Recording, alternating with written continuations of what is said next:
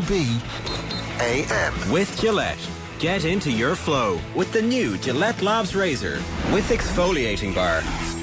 It is 7:30. This is OTB AM. It's Eoin and Johnny with you right the way through until 10 o'clock this morning. We're going to be chatting to Oisin McConville later on this morning. We'll get Ross Hamilton's statistical breakdown of where Ireland are at in the aftermath of the Six Nations. And we'll be chatting to Paddy Agnew about Italian football as the national team head for the World Cup playoffs tonight. You can tweet us at Off The Ball, or you can comment on the YouTube stream if that's where you're getting us. Johnny, how are you getting on? Morning. What's going on? I feel kind of like that Kermit the Frog meme where he's got his hand up against the window looking out at the world outside. That feels like us in Ireland at the moment, looking at everybody else going out playing for their place in the World Cup, knowing that we won't be there. It was. Do we really want to go to Qatar though? Very good point. Yeah. Sometimes you forget that, and that's kind of the whole point, I guess. I don't know. I think it was, of all the World Cups to miss, this one was definitely. I think Stephen Kenny slightly changed the narrative in terms of whether he wants to qualify when he realised like that we weren't gonna, and he was saying, we're all, it's all about the Euros or whatever. It's not as if he didn't try to qualify for this World Cup, but it's interesting. Stephen Kenny, of football people, he definitely has a social conscience. He's very in tune with politics and that, and I don't think this World Cup would sit very easily with him either. I'm not sure he's been on the record about Qatar, but I don't care missing this World Cup at all, to be honest. Yeah, it's a fair point. The one after it has the possibility to be one of the best ever with USA, Mexico, Canada. Although that could be just a little bit too much of a broad geographical mass to be actually enjoyable. Do you remember USA '94? Unfortunately not. No, what age are you?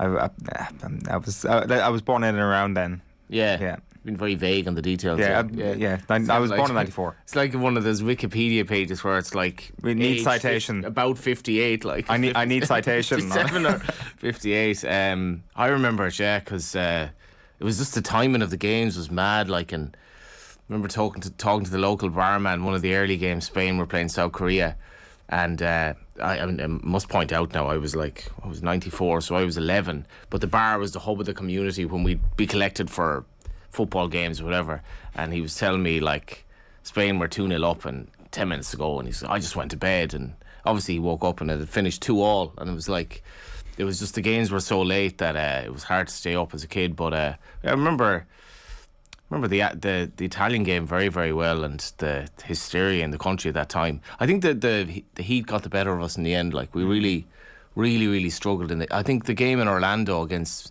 Mexico, I think it was like 40 degrees pitch side or something. That was one of the big teams of the tournament, long before climate change became an issue. And then obviously the Packie Bonner mistake. But that'd be a great World Cup trip, wouldn't it? I haven't been to Mexico or Canada now, wouldn't? Yeah.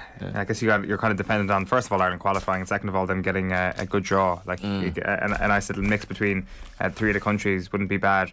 The Qatar thing is horrible though, because if you were to bring a World Cup to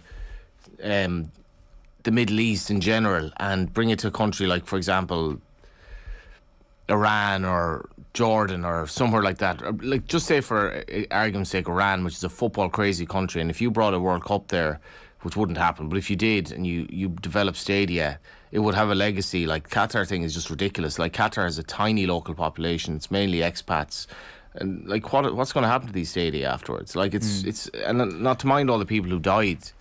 I just find it horrible. I just find it's so wrong on every level.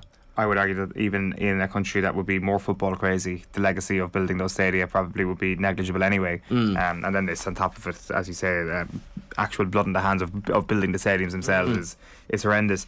And notwithstanding the fact that they have to play it in winter as well. Do you know, I mean, there's so many layers to it that are wrong. Yeah, the winter thing will be interesting, like a World Cup final the week before Christmas. I think there might be a bit of a novelty to that, but again, it's just far from the biggest issue. I think getting over the sporting logistics of it is fine. There's definitely a bigger elephant in the room.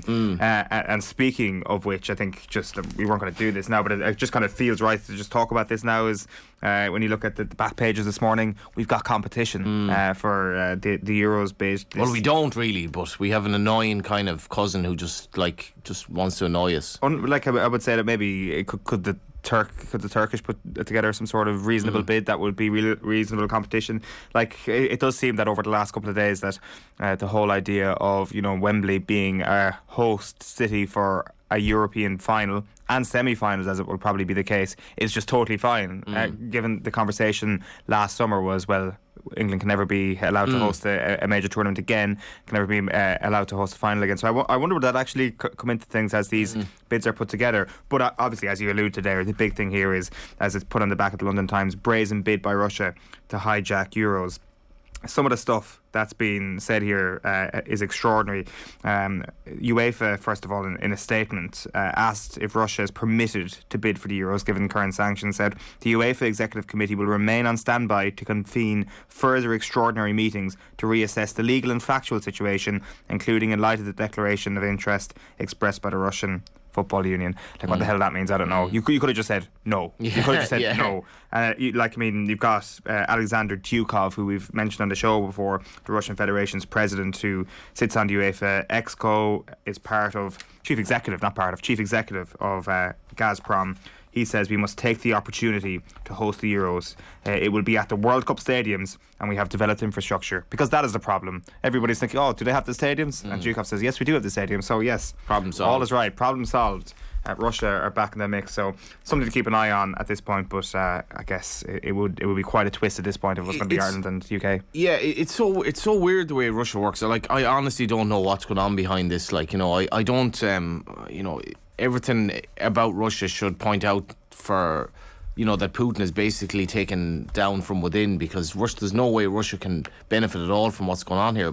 But the system of their government and the system of post-Soviet Russia, it's so corrupt. I honestly don't know. I mean, I don't even know how the football ties in with this. Like, where did this order come from? I don't know. Like, it's just seems such a weird country, and I do have a lot of sympathy for the ordinary Russians who are probably being tarred with the one brush here, in the sense of like guilty by association about all of this. And I mean, my father would have been in London,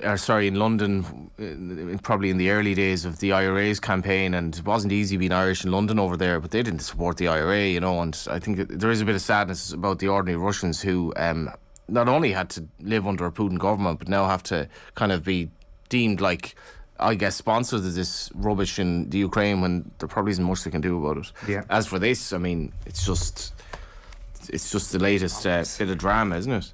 Like, it would be mad. Like, the last time any of us saw pictures beamed into our consciousness from the Luzhniki Stadium was that rally for Putin last week, and I was like, let's host a European final there. So I mean, it's pie in the sky stuff, you'd like to think, but then again, as we just mentioned, football hasn't necessarily done itself any favours over the last couple of years. Just a couple of other things we want to touch on at the top here this morning. First of all, the situation with the Ireland squad, and I guess Mark Travers being unavailable, and bringing in a goalkeeper who's not called Darren Randolph. Initially caused a little bit of a storm yesterday when Darren Randolph replied on the FAI Instagram, as you can see there, that Dun and Talbot joins Ireland squad. At FAI, I haven't retired yet, with a host of emojis. I must be too old. I think Darren Randolph hasn't really played much football, or any football really, all season. And then replied to it, I'm just bantering people. I'm here if ever needed. If not, so be it. Good luck to the world of young goalkeepers. Yeah, like the use of emojis are interesting. He's used a lot of them. I mean, are you an emoji man? No. I mean, like, I found the use of emojis are very intriguing, obviously, and he's used quite a few there. But I mean, who cares ultimately who the third choice goalie is for two friendlies? But at the same time, he's made it very interesting. Well, like, I mean, with the first point there, who cares? Like, so one of the headlines this morning, out in the cold, back of the Irish Daily Mail, out in the cold, Randolph raps Ireland boss for squad snub. It was a joke. He was joking. Well, he was, but I mean, at the same time, obviously you can read into that what you will. Like, you probably shouldn't go down the route of going on Instagram or Facebook or whatever it is and doing that. And the bigger debate here for me is, you could argue the bigger debate, or maybe the more debatable one in League of Ireland circles anyway, is Ed McGinty not getting in rather than Talbot. Because Ed McGinty, I think if you asked any non-Bows or Sligo Rovers fan, and you just asked every other club in the League of Ireland, if you asked their supporters who the best goalie is, it would be Ed McGinty, who's had like reasonable experience with the Irish under-21s as well. So it seems that surprised me.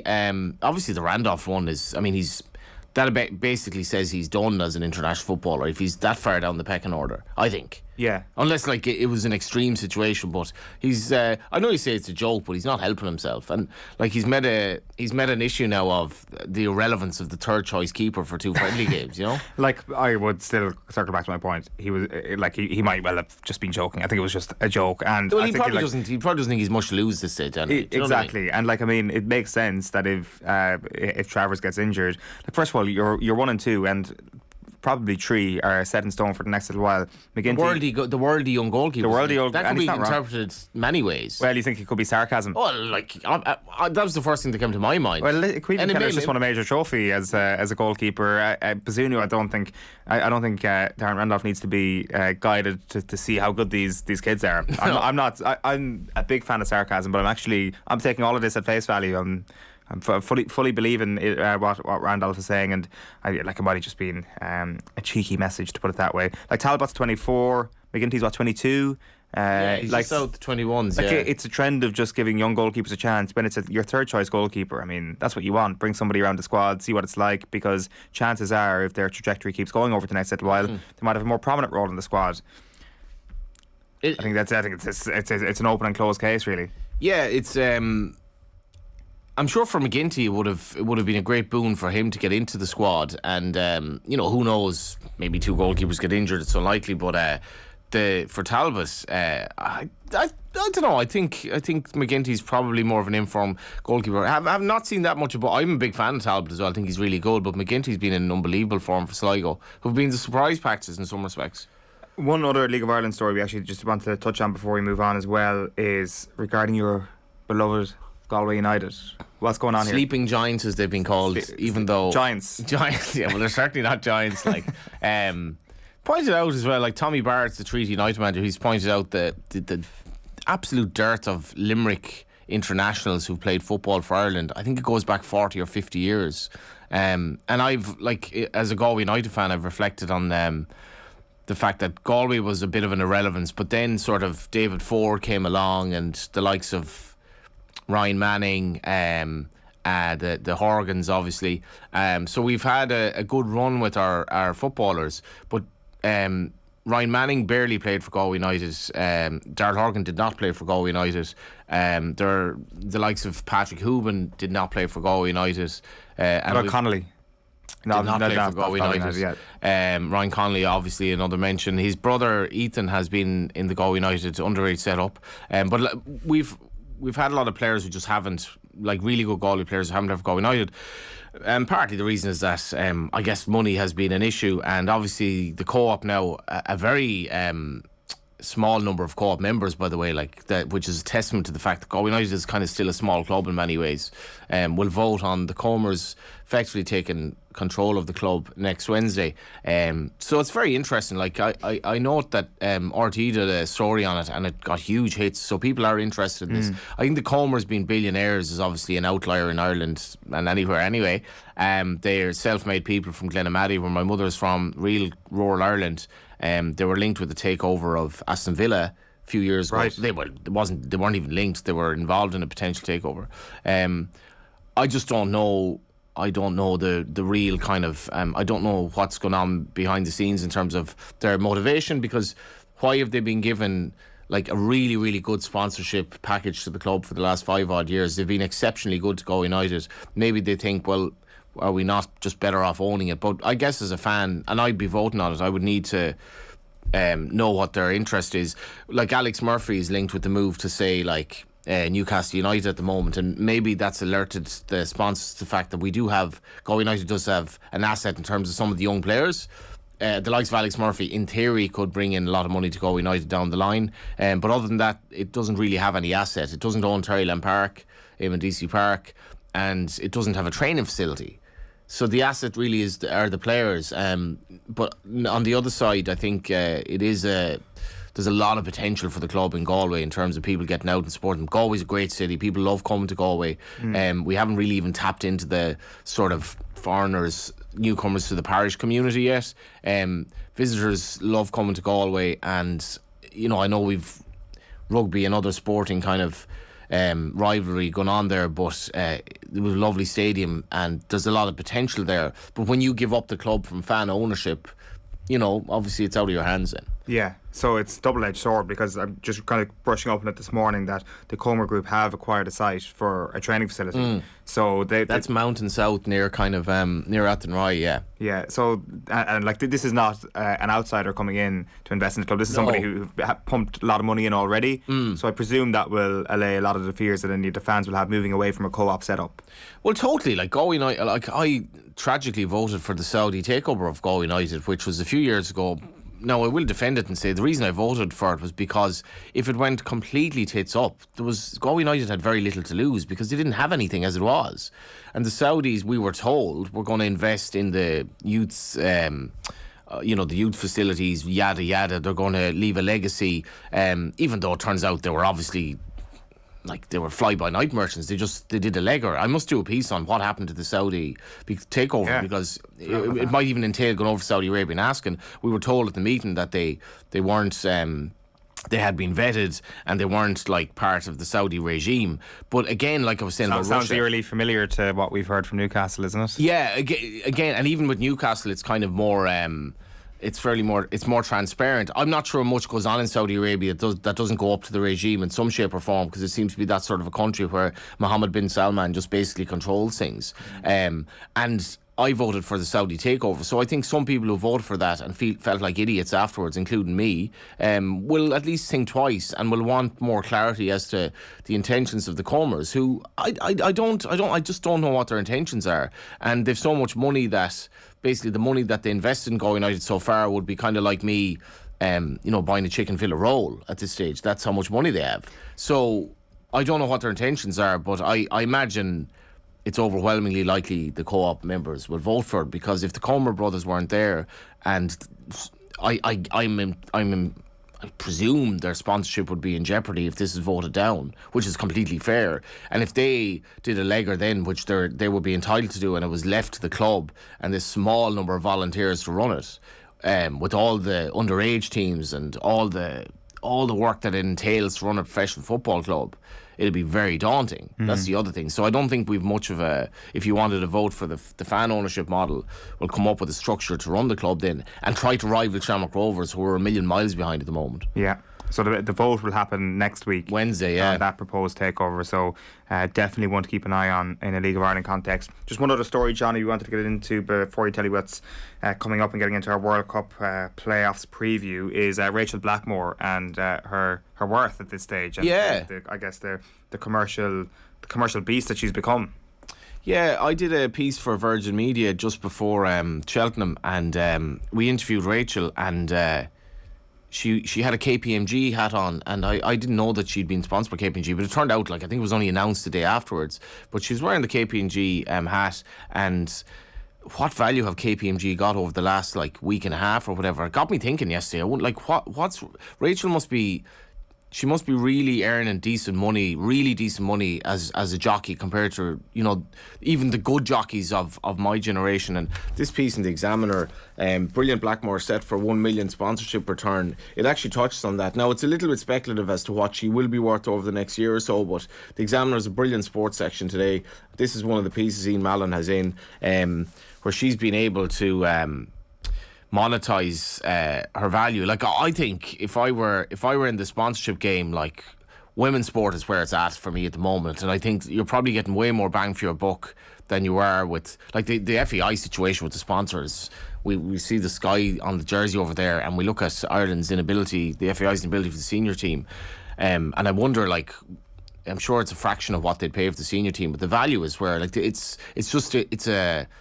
think Lidl did really well out of the women's Gaelic games, and I think it's something that's on the up. It's just so on the up. There's been a revolution. The revolution is going on. Rachel has been part of that revolution, and I think KPMG will be absolutely delighted with their sponsorship in the space of a week and a half or whatever it is since Cheltenham began. Yeah, and the thing is, I guess on Blackmore's side of things, it's not even getting I'm saying this in inverted commas for radio listeners, it's not even a cheaper version of the product, as in, like, as you say, the Sky might be getting involved with the women's team because it's a less costly investment, whereas Rachel Blackmore is, you will not get, you're not getting in there cheaply because she is one of the best jockeys, full stop. Totally. Like, she's competing in, alongside men. It is the sport rather than the women's sport. So I guess that kind of adds further testament to it. But also, if you're looking at it from a commercial standpoint, I guess you're getting in right at the top straight away, as opposed to buying small at the start. Like when I did my thesis in college, I did a thesis on a newspaper. But if you were to do a thesis now, you could look at like the coverage of Rachel Blackmore over the last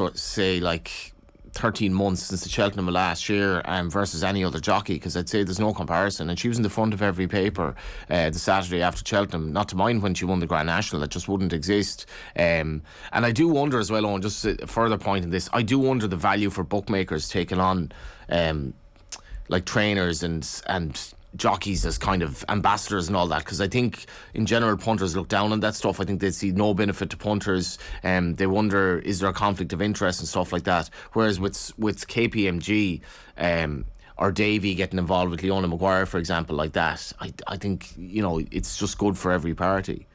Yeah, for sure.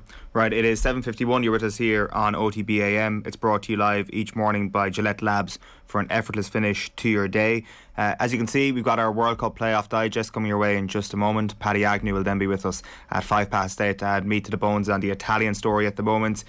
You boys in green, Ukraine match. We'll be telling you about that charity match that's coming up at Home Farm this weekend at 8:25. Sports page is coming your way at 8:25. And then sports news with John Duggan at 8:45. Ross Hamilton, as I've mentioned, giving his statistical breakdown of the Six Nations in an Ireland context at 10:09.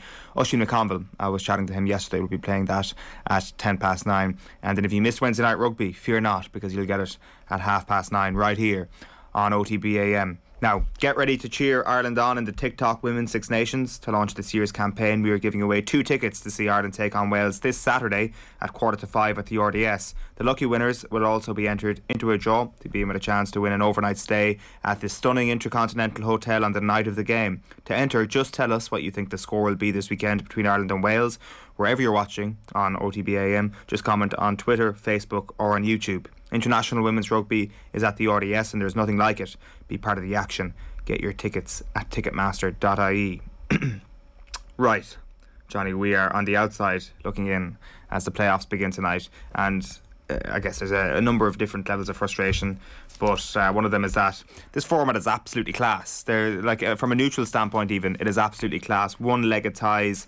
You've got 10 teams already qualified from Europe for the World Cup, 11 more teams now competing for the remaining 3 slots.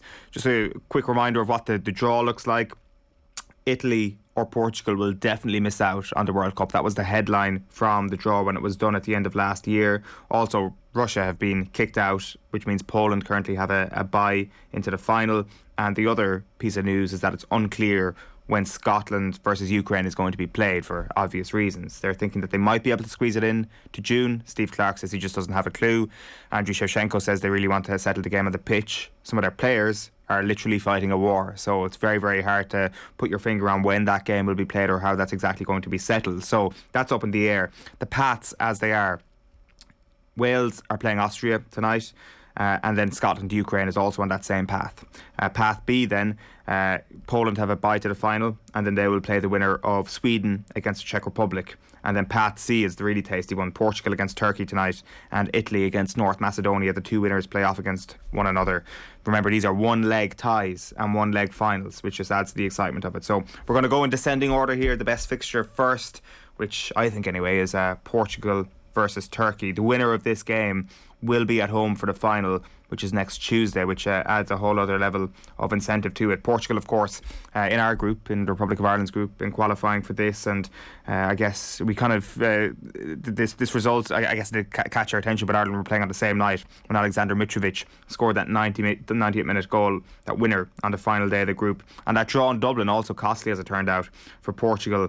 Their defeat to Serbia in Lisbon was their first defeat in World Cup qualifying at the Estadio de Luz since 2008, and they haven't failed to qualify for a World Cup since 1998. So the hope for Turkey then is that Portugal are going to be without Ruben Dias. They're going to be without Joao Cancelo, and also Pepe has just tested positive for COVID, so they've got a massive hole in their defence. Ruben Neves is also going to be missing for them, and Renato Sanchez suspended as well. So they've got a pretty hefty injury/suspension list to deal with.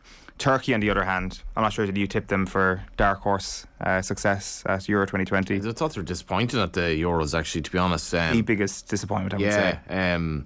Just toothless in front of goal. And there was a lot of, I remember the betting markets at the time were very keen on Turkey. It was interesting, and the betting markets in general are not far off. I mean, it's professional money, and they're just a flop, really. I think the worst dark horse shout of all time, and I was tipping them as dark horses. 0 points from their games at the Euros, and then after that their form didn't get much better. They got absolutely hammered 6-1 by Netherlands in September. They did, however, get maximum points from their last 3 games in their group phase, and they ended up only 2 points behind the Dutch in the table, which probably illustrates how good they were in the first half of qualifying, which is why everybody was like, this Turkey team are going to do really well, and they're going to do something at this Euros, which didn't happen. Only Gibraltar ended up conceding more goals than them in that qualifying group, for example. Their big thing has been scoring goals, and they scored in every single one of the qualifying games. And again, as I said, a Portuguese defence is relatively depleted, which makes you a little bit excited about what Turkey might be able to do tonight.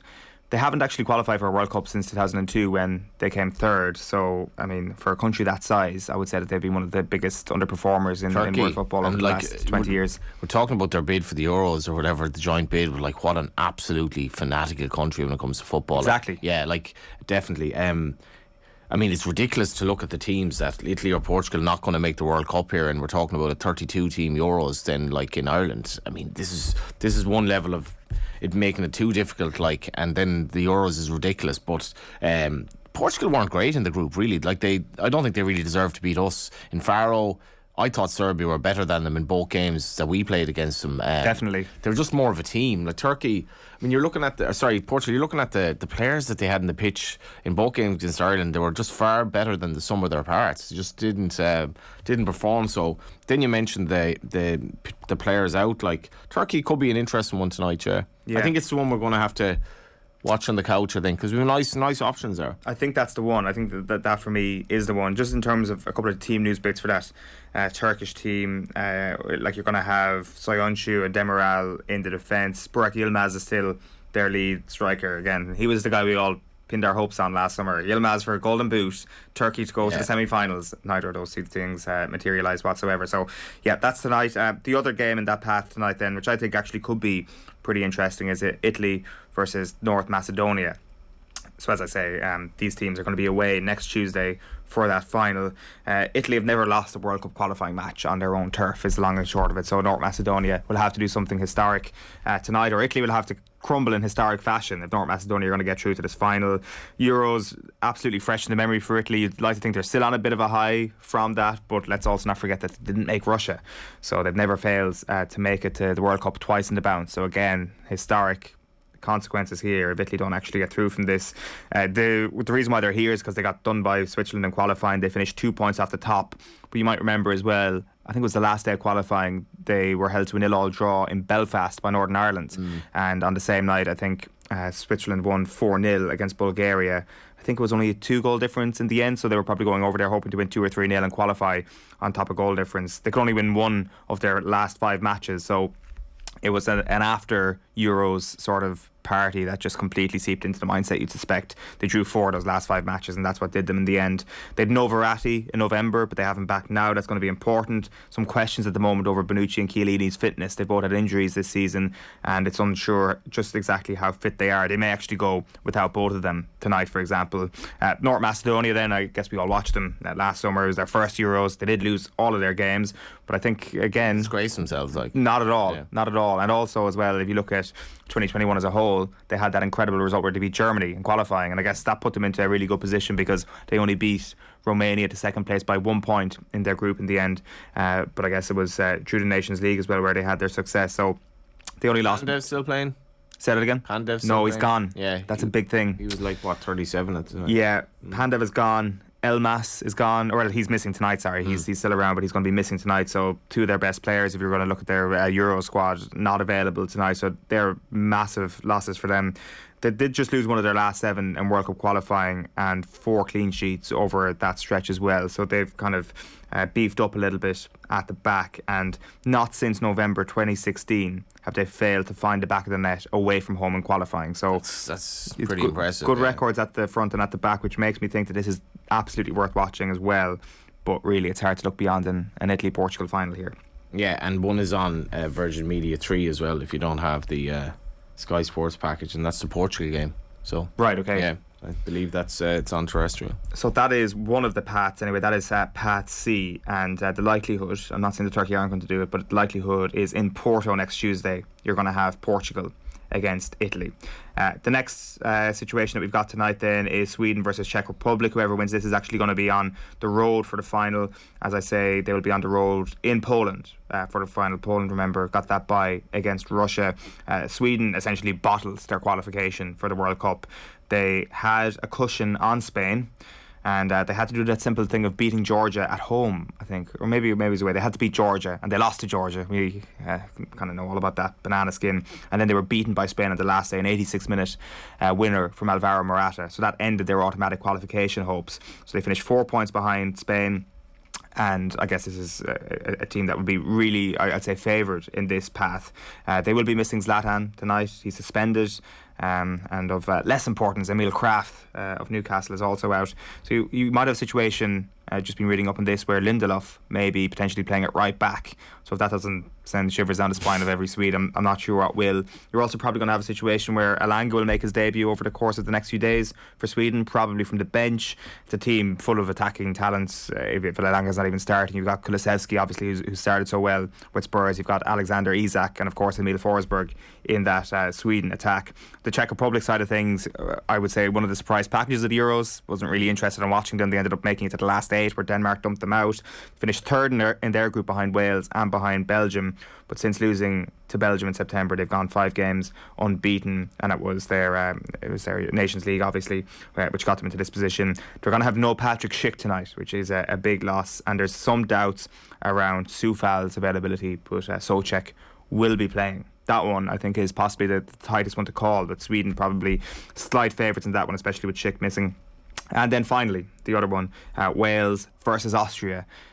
These teams are guaranteed a home final. Like, you could have a situation here where it's Wales versus Scotland playing off in a one-leg game in Cardiff for a place in Qatar.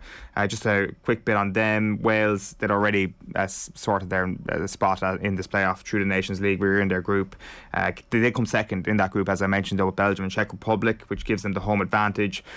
And the question always with Wales is, what's Gareth Bale's situation? He's played 77 minutes of competitive football since November.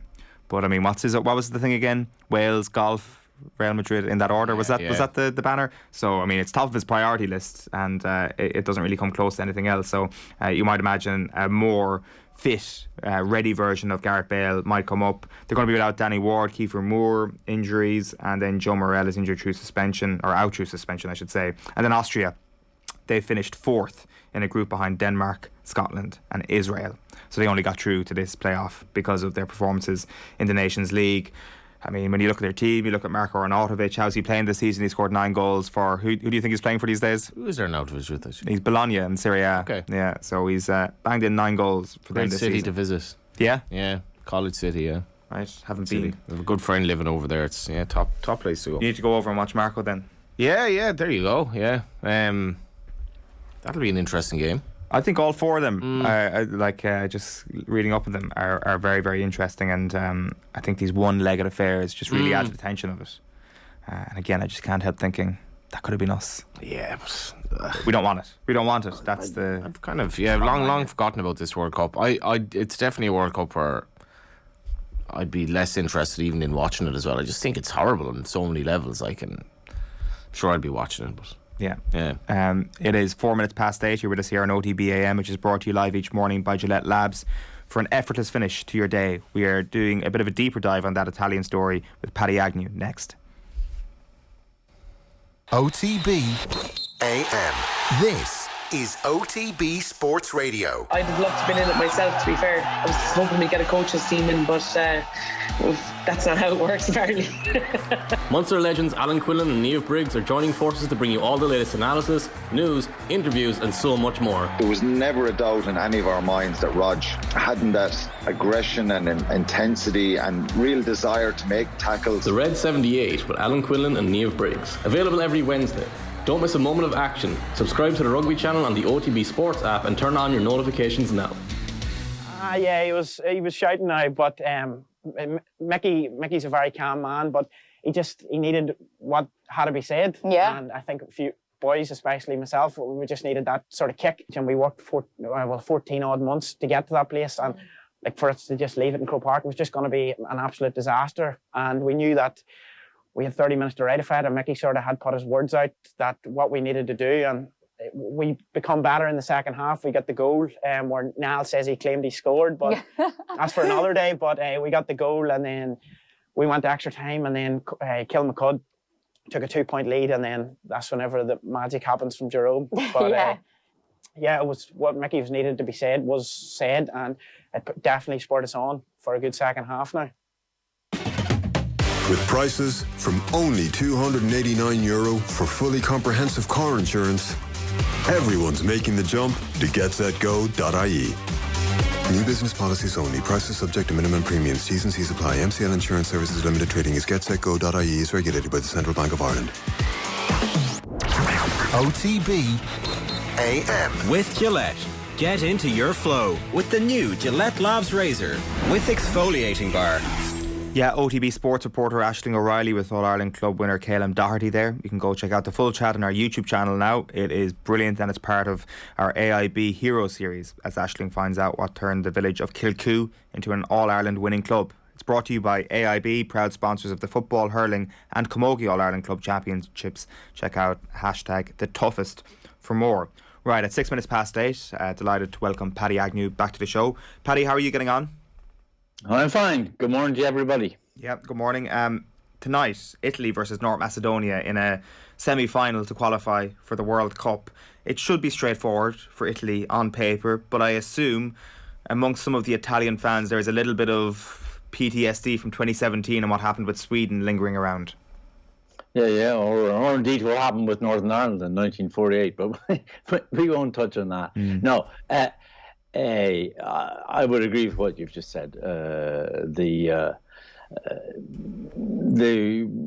Nothing will be taken for granted with North Macedonia, but basically Italian fans and Italians expect them to get through this one. And we're talking about the big game, which will be next Tuesday against either Turkey or Portugal. I would say everybody's watching this game closely. Everybody, I mean, in the football world, because what we're talking about here, after all, is Italy. This is the country with the second best record in the World Cup. 4 times World Cup winners, twice finalists, the reigning European champions. Can you really imagine a World Cup without this side? It would be extraordinary, and there is a realistic possibility that it might happen. For the first time ever, Italy might fail to qualify for back-to-back World Cups. Is it as bad as that sort of scenario suggests, or is this a little bit of an aberration? No, I think it's a bit of an aberration because you saw yourselves how good a team Italy is at the European Championships last summer. They were cruising through their World Cup qualifying group, won their opening games, they drew against Bulgaria, and they had this weird thing. There's really only one side they were battling for winning the group. That was Switzerland, who are a good team, as we know. And in both the games against Switzerland, both the qualifiers, Jorginho missed a penalty, which would have won the game. And both 2 games which I would argue Italy deserved to win. And that put them into, that ruined all their plans. They went to Belfast and they played their one really poor game in that qualifying group, drew 0-0. And now they find themselves in the lottery of the playoff. And, whatever about the game against North Macedonia tonight in Palermo, obviously, you can take nothing for granted against either Portugal or Turkey. For sure. If you get through tonight. Especially considering it's on the road as well next week, and potentially having to go to Porto as well to play Portugal there. Yeah, exactly, yeah. Has there been any sense of a hangover at all post-Euros? A hangover in what sense? Sore head? It's a sore head, definitely, wine, which would contribute to, like, I mean, I'd like to think what would happen if Ireland never won a European Championships. Probably wouldn't qualify for a tournament for 40 years. But like, I mean, it's understandable if that's the case, or is it, like, maybe it's just a sense of you disagree with that. No, I don't. I mean, they drew with Bulgaria early in the autumn. That was a bit of a hangover to some extent, but by and large, the group was proceeding perfectly, all on cue. Had Georgina put away his 2 penalties, Italy would be in the World Cup at this point. It's as simple as that. It's one of those. It's not often the same guy misses 2 match-winning penalties in successive qualifiers against the same team. What was the Euros like over there, Paddy, actually? Well, Italians were, as you all know, they follow the Italian national team is followed passionately and madly, but they were, lukewarmish about it coming in. But all these tournaments, they get stamped by the way the thing begins, and it began very well, a 3-0 win against Turkey, and from that moment on, the bandwagon was rolling, majority of Italians were very, very hopeful from that moment on. And the majority of the experts felt that Italy were by far the best team in the tournament. And in terms of, we spoke about earlier on the show, in terms of a World Cup in Qatar, like, has there been much chat about that over there? Yeah, this is the chat that you've had in all over the world. Is this a good idea to be playing it in November? Is it a good idea to be playing it in extraordinary heat conditions? And a lot of people are critical of that. But football professionals say, okay, well, that's what FIFA's come up with, and we'll get on with it. It's still the World Cup.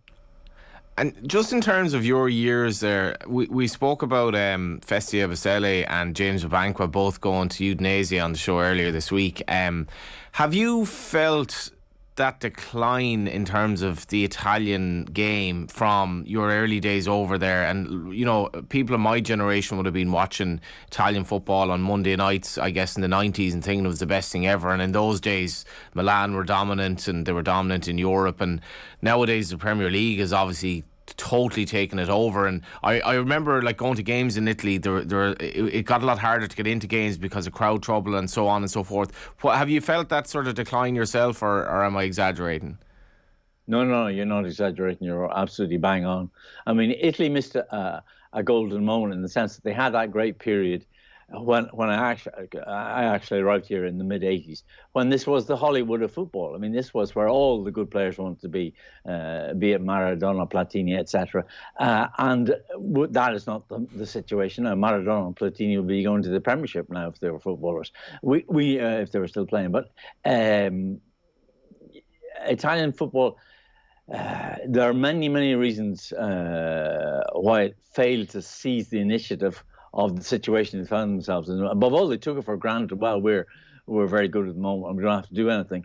And one of the things they failed to do, one of the many things they failed to do, was to invest heavily in infrastructure, and the most obvious piece of football infrastructure being your own stadium. Because remember, the vast majority of Italian clubs have city council-owned stadia, so they lose out on a lot of revenue. That was one weakness, and then they weren't good at selling, as good as the Premiership has been about selling their game. It's interesting. I do wonder, the Premier League as an English-speaking kind of country or something, did it help? Like, why? I know Spain is probably having a bit of a lull at the moment, but I do reflect on it a bit with sadness, considering how, the likes of Maldini, Baresi, all these players were total icons to someone even in the west of Ireland when I was a kid. And now, I think a lot of football fans would struggle to name players that play in Italy for a lot of the clubs. Yeah, you're right. I agree entirely. I just say one thing to you about that, though. It's a very interesting fact. At the moment, there's something like 9 different Serie A clubs in the hands of American, US investors, buyers, consortium. 9 of them. I think it's 9. It changes all the time. The most recent one was a guy called Pagliuca, who bought himself a 43% share in Atalanta just about a month ago.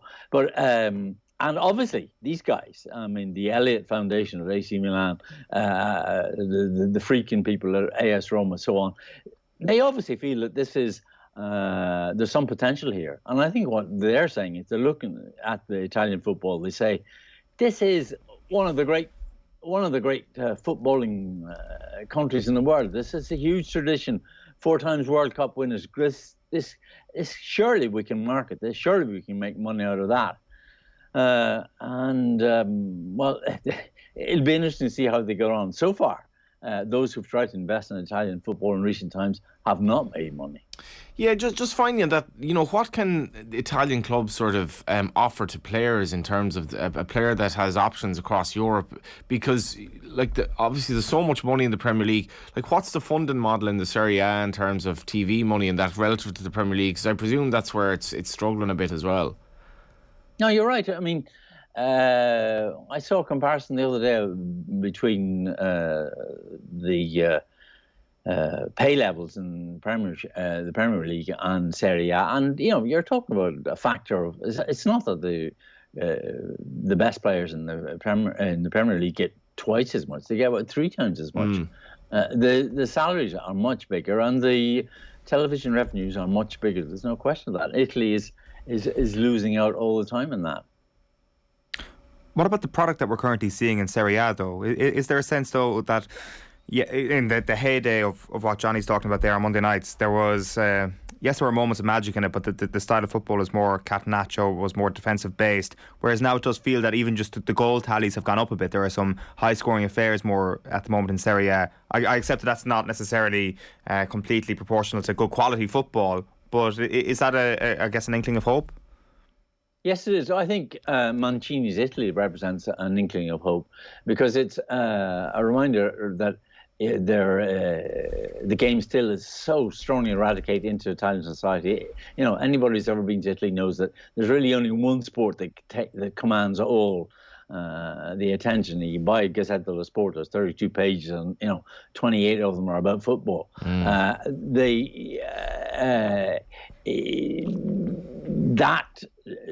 That tension means that you're always going to produce very good footballers. And when you had an all-Italian team in the European Championships last summer, you saw a lot of good football. So I don't think Italy's is at end point here. They haven't got. I think on the contrary, there's plenty of. I understand why the Americans are investing. I think there's plenty of room, plenty of progress to be made here. And I guess what you've got as well is, if you're looking at the Premier League versus Serie A, take their national teams in microcosm. You had them going head to head in a major tournament final last year, and Italy get the job done. Obviously, that's reading way too much into just one fixture, but there is definitely a sense that Italy have managed to survive any lessening in importance of their national league much better than other nations have. Well, yeah, but if they don't qualify for the World Cup this summer, bit of a setback. Yeah, we might have to rephrase that one. Yeah, just off the top of my head, there are 3 youngish Irish players either in Italy or going to Italy, and I mentioned 2 of them. The other one is Kevin Zeffy in Milan. 4 is my count. Who am I missing? You got Zeffy and Heffernan as well. Heffernan as well. Sorry. So both of whom were playing for Ireland underage yesterday, actually. What would the 2 lads? I guess what would the 2 lads expect in Udine? Is it where Udinese is? Udinese. Well, Udinese is a great site for discovering talent. I think it's a wonderful opportunity for all 3 guys. A lot of it hasn't exactly generated a huge amount of interest amongst the fans, but people have pointed out, when Heffernan signed for AC Milan, he's the first person to join since Paddy Sloan back in, I think it was 48. He was the first Irishman ever to play in Serie A. Right. A guy who ended up in Australia. I think he died in Melbourne in 1990. But a lot of attention to that. I noticed that Zeffy, he's been here a bit longer. He got mentioned a bit in dispatches the other day. December. Scored a hat-trick against Verona in an under-17 game. So, I mean, good news. Certain amount of good news. As for Udinese, Udinese is a good club to have gone to. No question of that. And they look after a lot of players. Somebody like Alexis Sanchez was picked up by them years ago. And he made his burst to the top level at Udinese. Paddy Sloan played for Udinese as well, of course, between 49 Paddy Sloan and 50. did, yeah. You always say, of course, when you just found something out for the first time. Of course, according to the Wikipedia that's in front of me. Just off the top of my head. Off the top of my head, Brescia as well, I think, for a period of time, just throwing that out there, maybe Bath City at the end of his career. It's possible, though, that there will be like an Irish revival, Paddy, in interest, because like I do have such fond memories with when Miles Duggan presented that show, which I presume was just basically a copy and paste job of what Channel 4 was showing. We didn't have Channel 4 at the time. We had literally 2 channels. And Italian football was so exotic. But maybe this will enliven Irish interest in Italian football if one of these players starts playing regularly. I hope so. Means I'll be travelling up to Milan a bit to see these boys play. Happy days. Scout, you'd be a scout for Stephen Kenny. Yeah. Is there a sense that are you starting to see, even if we kind of like remove the Irish spectacles here for a bit, are you starting to see scouting broaden its horizons a little bit within some of these Italian clubs as well, or is it this just kind of a bit of a coincidence over the last little while? Well, I think the best Italian clubs Juventus, Inter, AC Milan, even Udinese. These clubs, and particularly Udinese, actually, these clubs have had a very developed scouting network for a long time now, and they pick up a lot of very good players. Most of them do a season. A lot of them do a season in Italy, establish themselves, and then move on to the Premier League. Yeah, I suppose for you, do you think it's as much of an obstacle in that you went over to an alien country in the 80s? I've been to Italy several times, but I guess for, it's hardly a big jump to imagine living there. But for these Irish players, I mean, there have been so few success stories over there. You're thinking of Liam Brady, basically, in terms of the Irish context. Robbie Keane went over, but it's been really, really sparse. No, you're absolutely right. Absolutely right. Bang on. It's not an easy country to live in, Italy, in some ways. I know you look at the sun, the wine, the whole atmosphere, it must be great, but it's not easy to move into that country.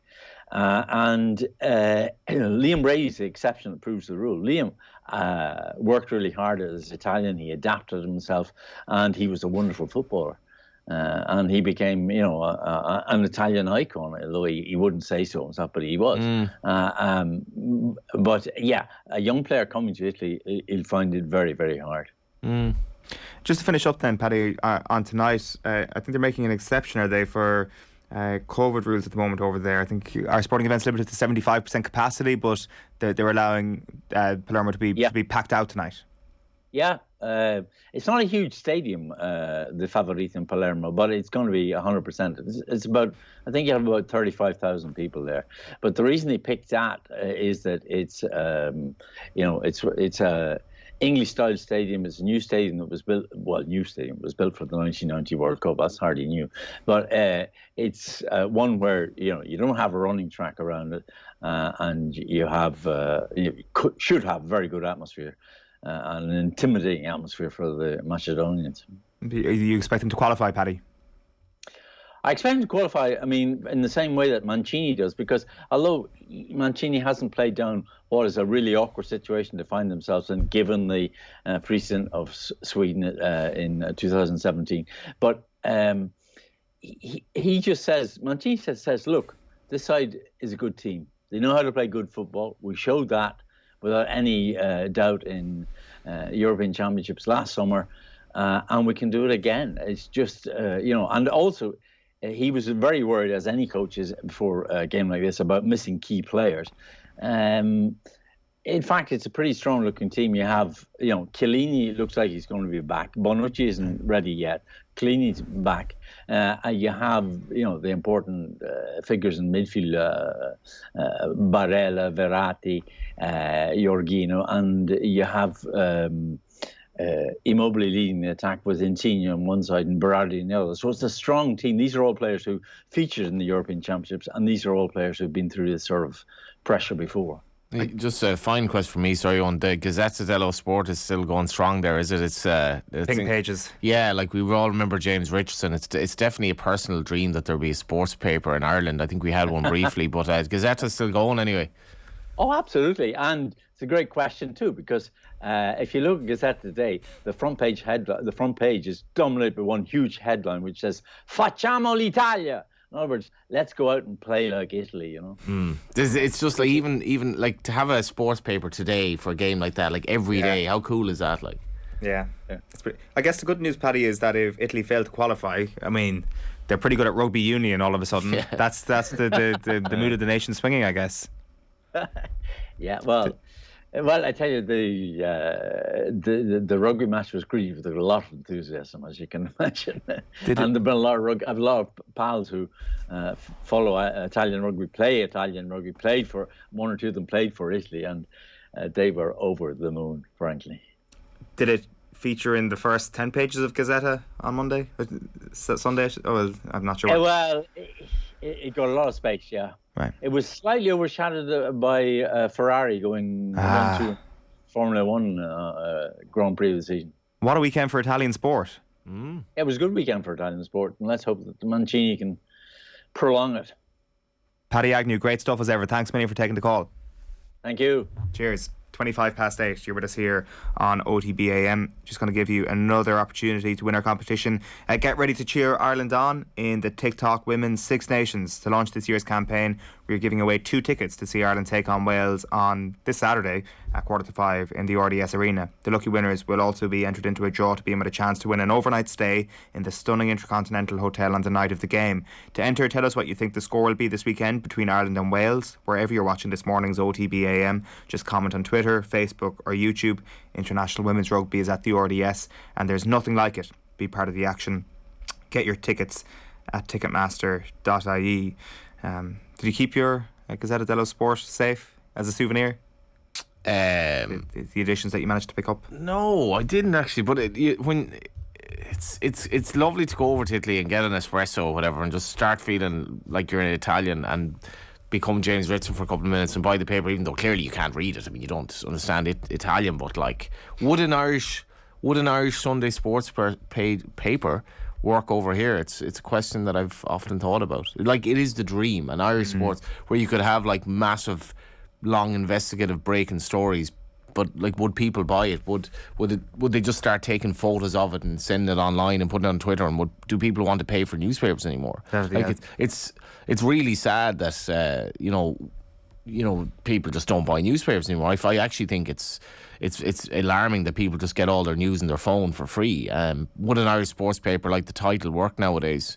Like, you get that to the sport. Wouldn't that be amazing to have like something like the lads in the Times broke about the FAI, something like that everyone had to buy, but they only bought the paper because there was no other way of getting it. Maybe I'm just being nostalgic, but like, that says every day they have a sports paper. Amazing to think. I don't know how they've managed in the internet age, but they're obviously still going anyway. Yeah, they do tend to I guess is it helped by the fact that they have a sort of, a daily heartbeat of content, especially in the off season with a massive global league. Granted, it's not as what it once was, but like, I remember when I was in Milan, obviously I saw it there, I had to buy it, and it was just like the constant stream of Donnarumma stories every single day when he was first I think it was like 2017 when he was first unhappy at Milan and everybody in the city hated him and everybody was like, this guy, he's going to betray us this summer. I guess he eventually did end up leaving, and every single day, front page, more Donnarumma news, and that constant drumbeat of stuff. Not sure does that exist here as such. Maybe it does. Maybe it becomes a sort of a British perspective, an Irish perspective on what's happening in the British leagues potentially. It's just the dead zone. Your Tuesday morning, your Wednesday morning. What's your front page? Well, that's it. Like OTB AM, it was a challenge that you have to have sport every day and you have to have it every morning. I think OTB AM is managing quite comfortably. Could you have, like they have L'Equipe in France? Could you have like a daily sports paper in Ireland? Absolutely wouldn't work. But could you have? Sorry, you're saying weekly, of course. Could you have a Sunday paper of like big columnists, people who there'd be hardly anyone on staff, so like, because you just can't afford that, so be a team of freelancers, like yourself for example, who write an article or write or do an investigative piece. There wouldn't be many match reports because they're all online, so it'd be more like, say, the Ireland-Scotland game on Saturday. It'd be like some heavyweight analysis of that, but your main front page would be like an investigative, a breaking news story that changes the sporting landscape. I put this to you. Would it work? I don't know. I'd You'd love buy to it. see it. I would 100% Yeah. buy it. The thing is, though, we work in the game. The thing is, though, you would absolutely. I think the quality of Sunday papers in this country is excellent. It's and not, though. But I sometimes pick up. I think sometimes it is. Well, what do you have? Like, so the Sunday Independent, right? And Yeah, the Sunday section is excellent. The Sunday Independent sports section and the Sunday Times. That's basically it, really. And I'm not being disparaging towards the tabloids, but you've basically two options. And the Sunday Times, is excellent neither of them, the Sunday Independent or the Sunday Times, neither of them really covers the League of Ireland at all. So from my perspective, it's not great at all on a Sunday. Right. If that's my main interest. So my two main interests would be League of Ireland and horse racing, but like they're a little bit niche. So my paper would probably collapse within a month. Like, it'd basically be screwed face. But I think there's eating and drinking in the sports sections of those two papers alone on a Sunday. It's two papers. Like the Business Post, I buy the Business Post. The Business Post doesn't have any sport. No, and that's not. You might actually buy it for one sports article, which actually maybe proves that there maybe is a market. It's like. You can't consume your Sunday sport on your phone, surely. Like, you need to have a coffee and this would be another deal I'd have, be coffee and a croissant to be a special offer on the front page, because coffee and croissant, the Sunday newspaper, and particularly if it's a Sunday sports paper, what better way to start the week, preferably not hungover. I want this to happen. Like, I absolutely want this to happen, just for clarity's sake. We need the Comer brothers or someone like that to throw infinite money at it, because it's not easy for newspapers at the moment. But I like something tangible on. I like the smell of it. I like reading something. I can't read long articles on my phone. I just find I'm constantly browsing. It tires me out. Or on my laptop. And I love the idea of a Sunday sports paper. So if you are out there and you want to back Owen and my idea, we're open to backing. And we're obviously happy in our current job as well. But I should say, I'm not sure. I hope I'm not breaking the fourth wall here, but Nathan's just been like, I love Owen questioning how can anybody cover sport every single day. But what else? It's easily done, and it's a pleasure. And I mean, it's the most important thing. It's easily done. I was just being devil's advocate, I promise. Well, in the old days, lastly on this, like, you'd have to employ people on a salary, whereas now it's just, journalism isn't like that now. People are just pick up extra work in addition to what they do, like your new column in the Sunday newspaper. Absolutely. Thank you, Johnny. It is 8:31 on this Thursday morning, and just to let you know, on Friday, a special Ireland versus Ukraine fans match is taking place at Home Farm Football Club in aid of the Red Cross. Kick-off is at 7:30, and if you can't attend, you can get a virtual kick for that great cause. Tickets are available at Future Ticketing. You can see it up there online. Delighted to welcome John O'Neill of You Boys in Green and Bill Prokopek to the show. John, Bill, you're very welcome. Good morning. Good morning. John, first of all, how did the idea of this match come about? Yeah, so from 2011, a group of us went over to represent Ireland at a Eurofan football tournament in Lviv in Ukraine. So Eurofan is kind of an amateur football tournament for countries around Europe. Level was probably somewhere between high level amateur and more pub team level. I'd say we've been somewhere in the middle. But the first time we went over, we only had kind of 7 players due to dropouts and things, and we thought we wouldn't be able to play. It's 11-a-side tournament, but the organisers sort of sourced a lot of local Ukrainian players for us. They joined our team with Irish grannies, as we joked with them, and they kind of went on to play for us. And because you spend a lot of time with them in the tournament, we made great friends with them and spent a lot of time with them. And every year we went back, even when we go back with sort of full squads, the Ukrainians would always play with us. And so really built up a lot of friendships over there over the years, back 6 or 7 times and at the tournament. And I suppose due to that sort of experience and friendships we built up with a lot of Ukrainian people over there, it's obviously devastating to see what's going on at the moment. So we really wanted to do something along the lines of how we experienced Ukraine through that football friendship way. Bill, you're from Ukraine. How long have you been living in Ireland for? 25 years, guys. I found my new home in here.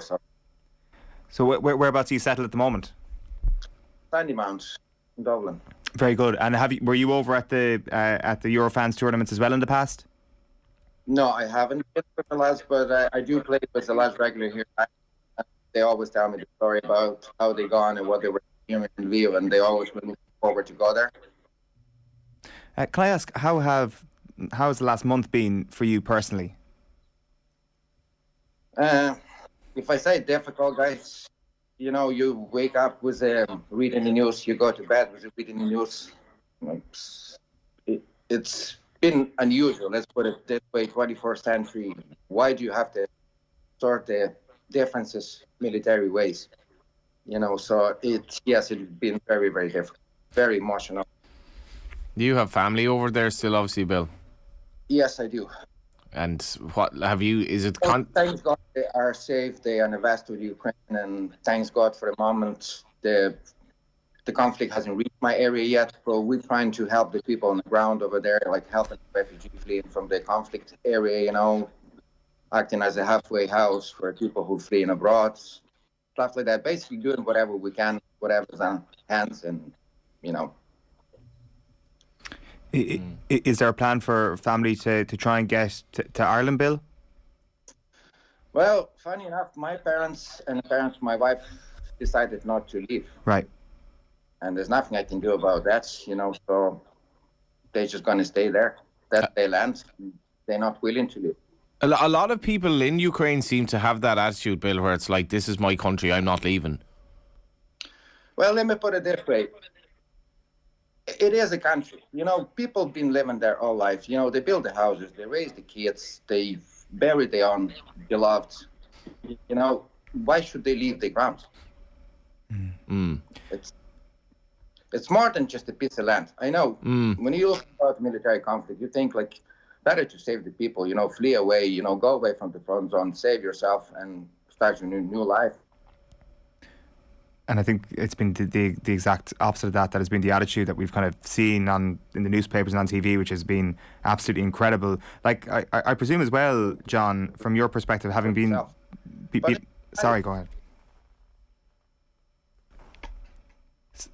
We've just lost Bill there for a sec. But John, I was just going to put it to you that I presume, having been over to Lviv quite a few times, you would have made quite a few Ukrainian friends, a few Ukrainian contacts who are now, I guess, immersed in everything at the moment. Yeah, we did. And actually, a week before the war started, I got a text from one of the lads over there looking to organise a fan match ahead of the Ireland-Ukraine senior match, which is due to go to head in June in Lviv, which obviously won't be happening there now. But now to see him on kind of social media getting sort of armoured up, getting trained, or literally going to war, like all males have to do, it just really drives it home when somebody, that's effectively our friends over there. We could go over there whenever we want and meet up with several of them. And to see kind of effectively your friends going through what they're going, it's just, it really brings it home how bad it is, and the kind of seriousness of it and the closeness to it. I mean, it is Europe. I know it's slightly outside the EU, but they're very close, sort of culturally and everything, which probably a lot of people might not appreciate. I mean, it was our first time to go to Ukraine. The only reason we went was because of this tournament, and we wouldn't have had the experience of that over there without the tournament. So when you go there, like Lviv, the sense of humour is very similar to the Irish, very friendly, very welcoming, very nice city over there. So yeah, it's devastating to see what they're all going through, and the individuals we met, what they're going through as well. So hopefully tomorrow night we can raise some funds for that, and also sort of use it as an integration event for the Ukrainian community that are already here, and the community that will be here, because we're going to be taking in a lot more Ukrainians here, I think, in the near future. Nostalgia has been a bit of a theme on the show this morning, John, but it's also the opportunity for football fans to go back to Whitehall if they haven't been there since maybe the home farm days, or the days when Whitehall regularly had crowds at games. Yeah, that's right. And there's no League of Ireland on in Dublin tomorrow night. There's no Premier Division on at all. So it's a nice little ground. I was there the other night for the amateur match against the under 20s, and it's a lovely ground. We've got some Ukrainian and Irish singers singing the national anthem before the game as well, and they'll also be singing songs in the bars afterwards. Ukrainian ambassador to Ireland will be there, possibly a couple of words. The Lord Mayor of Dublin will be there. Anyone wants to bring kids, we'll kind of have tea, coffee, tuck shop sales with all sort of funds going to Red Cross, and then with the bars will be open from 6, and Irish band. Catalpa will be there. I think they're kind of a good Irish rebel band. They'll be playing straight after the match. And we have a sort of Ukrainian lady singer who's going to sing a couple of songs in between them as well. So, we're hoping to attract as many as we can. We have about 500 tickets sold out of 2,000 capacity. So we'd like to get a few more down tomorrow night if we can. Yeah, and by all accounts, one of the best pints of playing in Dublin in the Whitehall Bar. Oh, yeah. And 2 bars as well. Other selections of beer. Been down there a few nights, only on the tea and coffee, but I'm looking forward to sampling the pints there. Meant to be good. Bill, could I just finish up by asking you just about the importance of games like this and what you're hoping will come out of this? Because I guess it's important from an Irish context alone, just to keep these things happening, to keep this conversation going, to keep raising funds for the Red Cross in this particular instance. Well, of course, lads, in this particular instance, of course, we want to raise as much money as we can for the Ukrainians to help them over there on the ground. But we also want to shake the wave across to Europe and send the message to our friends, footballers, to the Europe, to keep the thing going. Because in all reality, in your normal daily routine, bringing the kids to school, making a rent, going to work, look after your parents, the interest is going to die. And the moment the interest die, we are going to have a problem. Because the maths are very, very simple. 140 million country versus 40 million. So without the aid that we're getting from the all Western world, we're not going to be able to actually fight them back. Sorry, Bill, that's I think, like, coming from a Ukrainian voice, that's so important because, like, Syria was an absolute catastrophe, but it was quickly forgotten about. Is that a concern that, people just move on with their lives and they forget about Ukraine? Well, of course, we all have our daily routine. You still have to pay your mortgage. You still have to do other things. The amount of the information in the media, it's just going to burn you out, burn your brain. So you're going to choose on one stage to just turn off the radio or TV, and not listen to that, because you still have to get on with your life. You still have to look after your families. So that's why we're actually trying to keep this going as long as it's possible, because that's the only way that we can actually win in this conflict. Like, Ukrainians are going to fight. They're only going to fight to the last one. But you see, it's such important for us to know that you guys are helping us to keep our kids, our women, our mothers safe. So then on the ground, we can do whatever we have. Absolutely. Well, it's Friday night. Kickoff is at 7:30 at Home Farm. It is a special Ireland versus Ukraine fans match. It's taking place, as I said, Home Farm Football Club in aid of the Red Cross. If you can't... Sorry, just ybig.ie just for tickets on, please, if anyone can log on there. Thanks. Brilliant. ybig.ie. Yeah, nice one. You've been listening to John O'Neill and Bill Prokopek over the last little while. Bill and John, thanks a million for joining us. Thanks a lot. Cheers. And you can get virtual tickets as well if you can't actually attend that on the night. Right, it is 8:42. You're with us here on OTB AM. It's brought to you live each morning by Gillette Labs for an effortless finish to your day. John Duggan, good morning. Owen and Johnny, how are we doing? Yeah, very well. Any crack?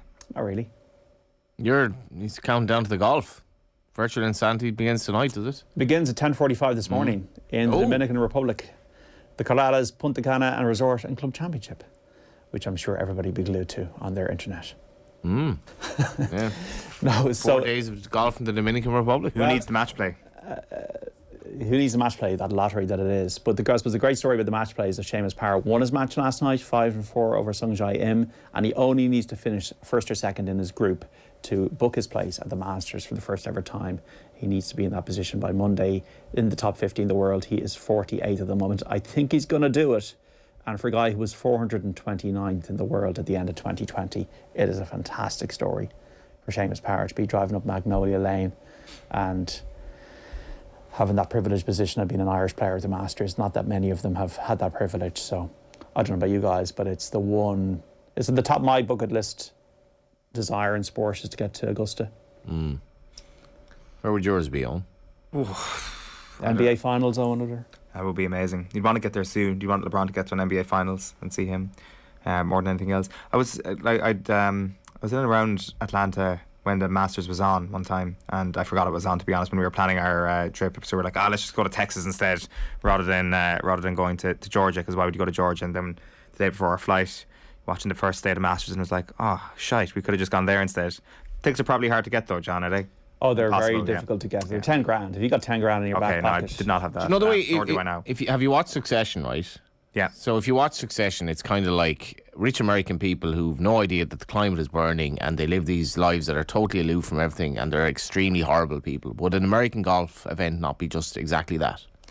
But I think it's almost the way they lean into this sort of patriotism, kind of walled community aspect that kind of Augusta is like. Right. No phones, no pictures. Your pimento cheese sandwich, which still costs $1 or whatever it is, because it's 1970s prices, and it's the cheapest pint on the planet possibly. Okay. Vulgarity is not allowed at the Masters. If you run, you're in trouble.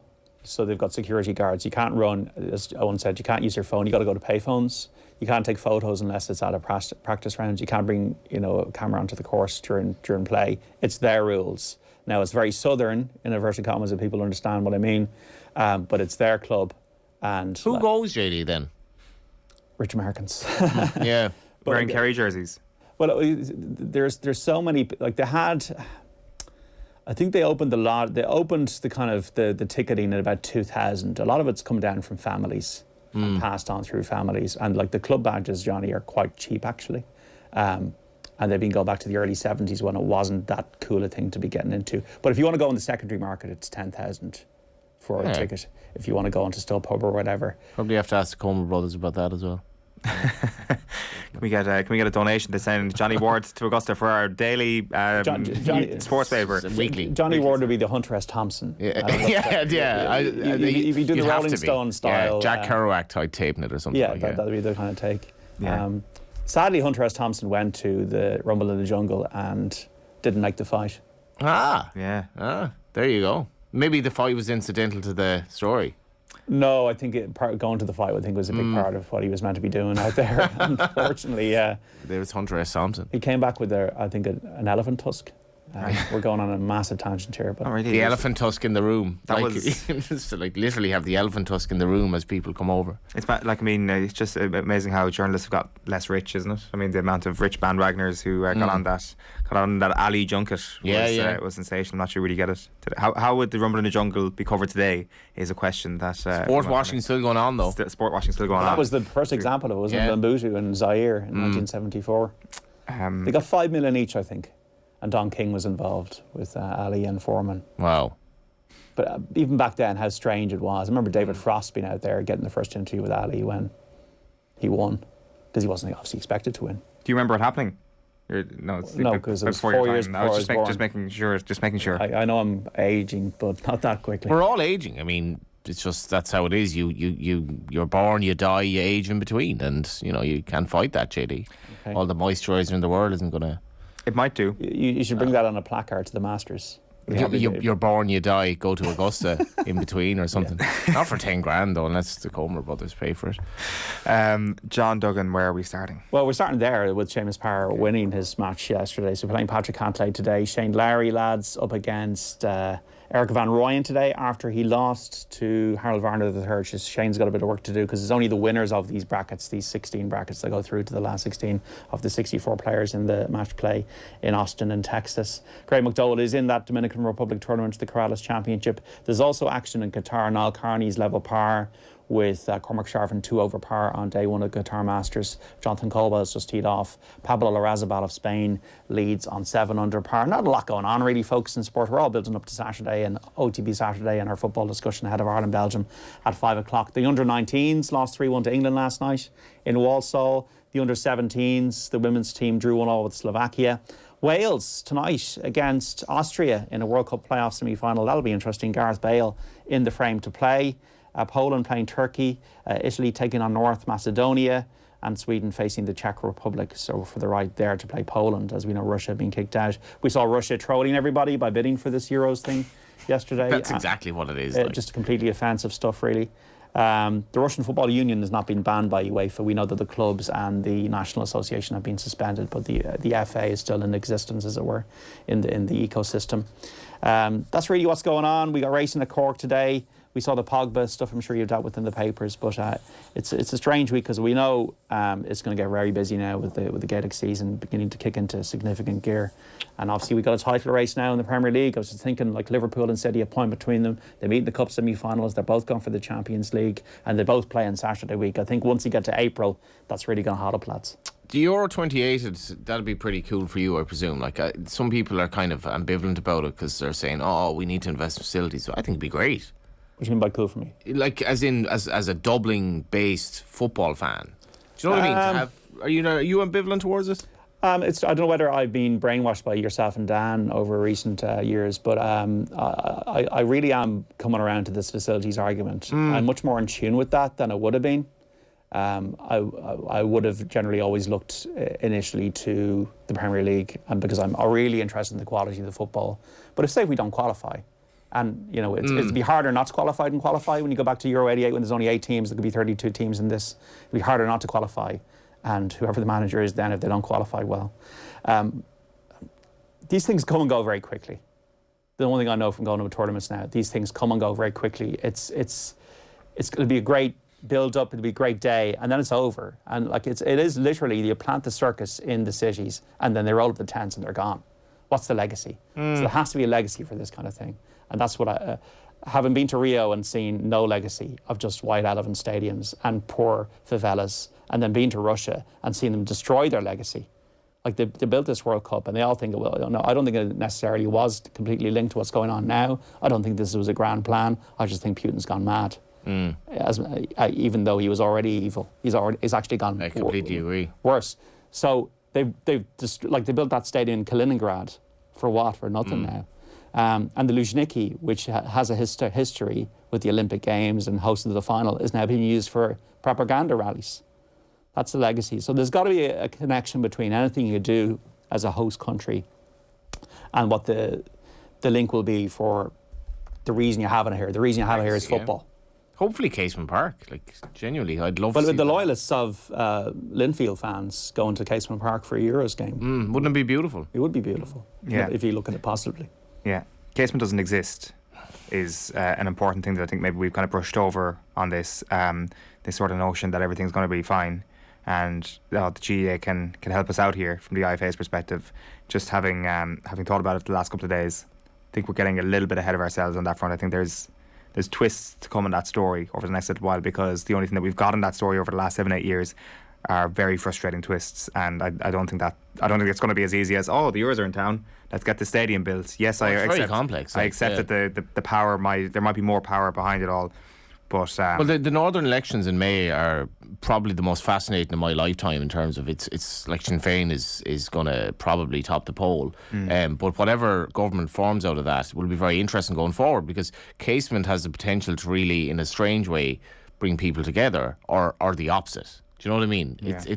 But to bring it together for a Euro 28 tournament would be, it's be so contradictory but so amazing in some way. There is then also the notion here as well that if Casement was to bring people together, is that not also just football fans going to Casement to watch a game of soccer and then you roll up the tent and then they leave? No, but then you have Casement. Then the divisions. No, I accept that completely. But bringing people. Casement has a legacy, has an obvious legacy, and it's the only stadium we're going to build. But in terms of like bringing people together and stuff like that, that sort of, because like that is sometimes the thing that it gets spoken about with the Olympics. This great gathering of people and everybody is one family and all that.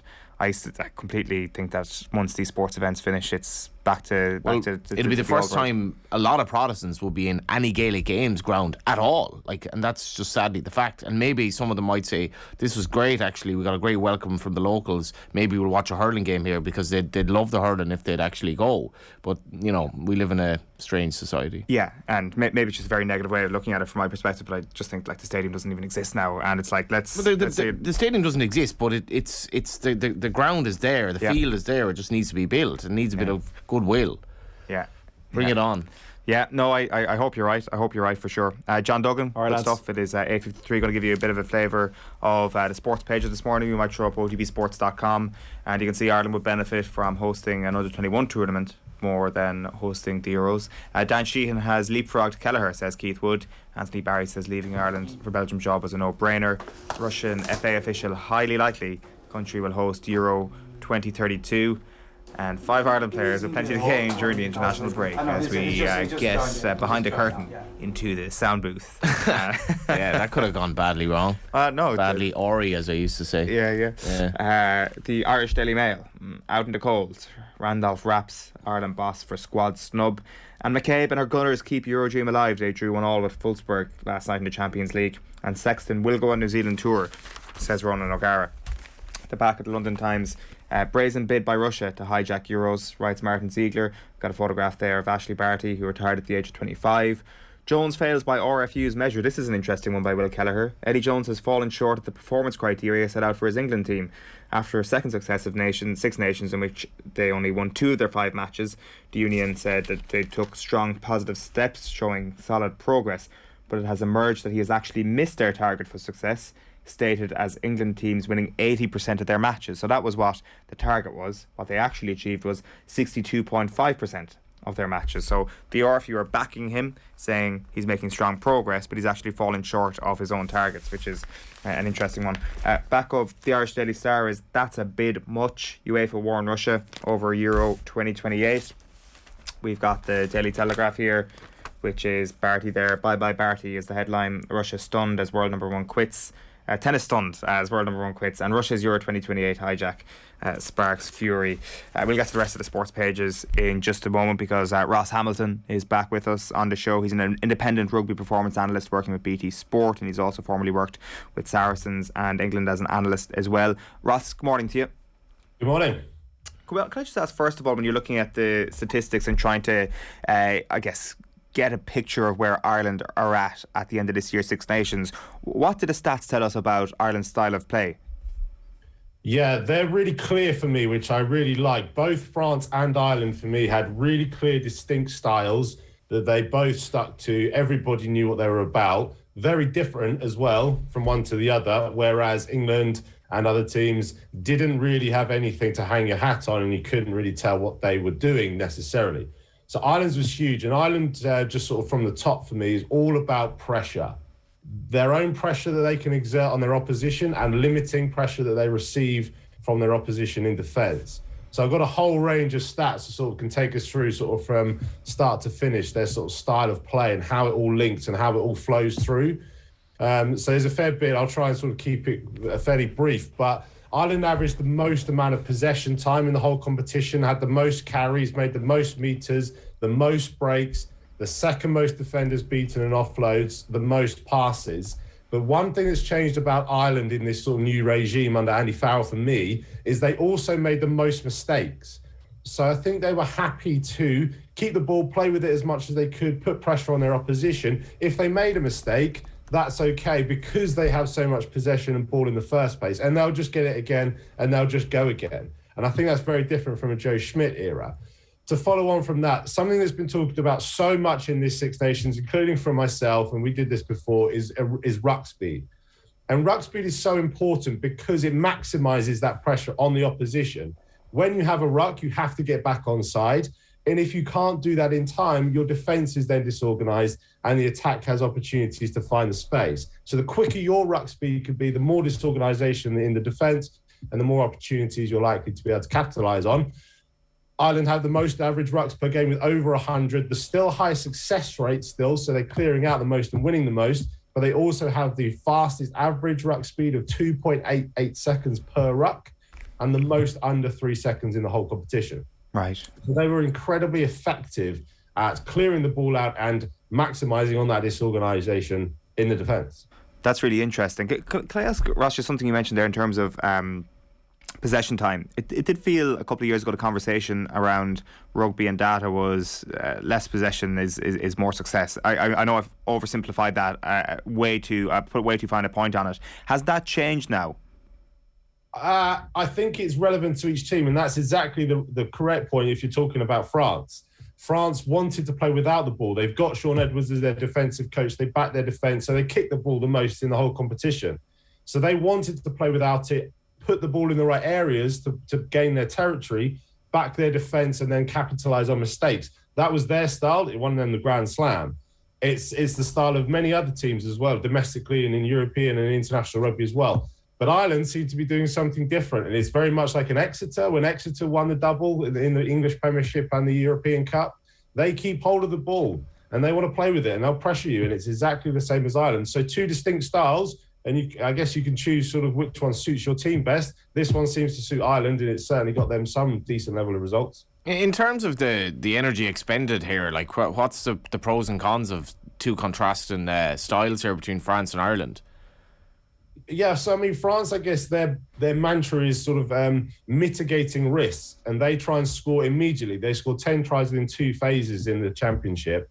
So they will put pressure on you, get in the right areas, and when they get the ball, they'll strike, and they'll strike straight away, which is great, and they can do that, and they did do that. I guess the risk of that is if you don't, you're constantly giving the ball away to your opposition.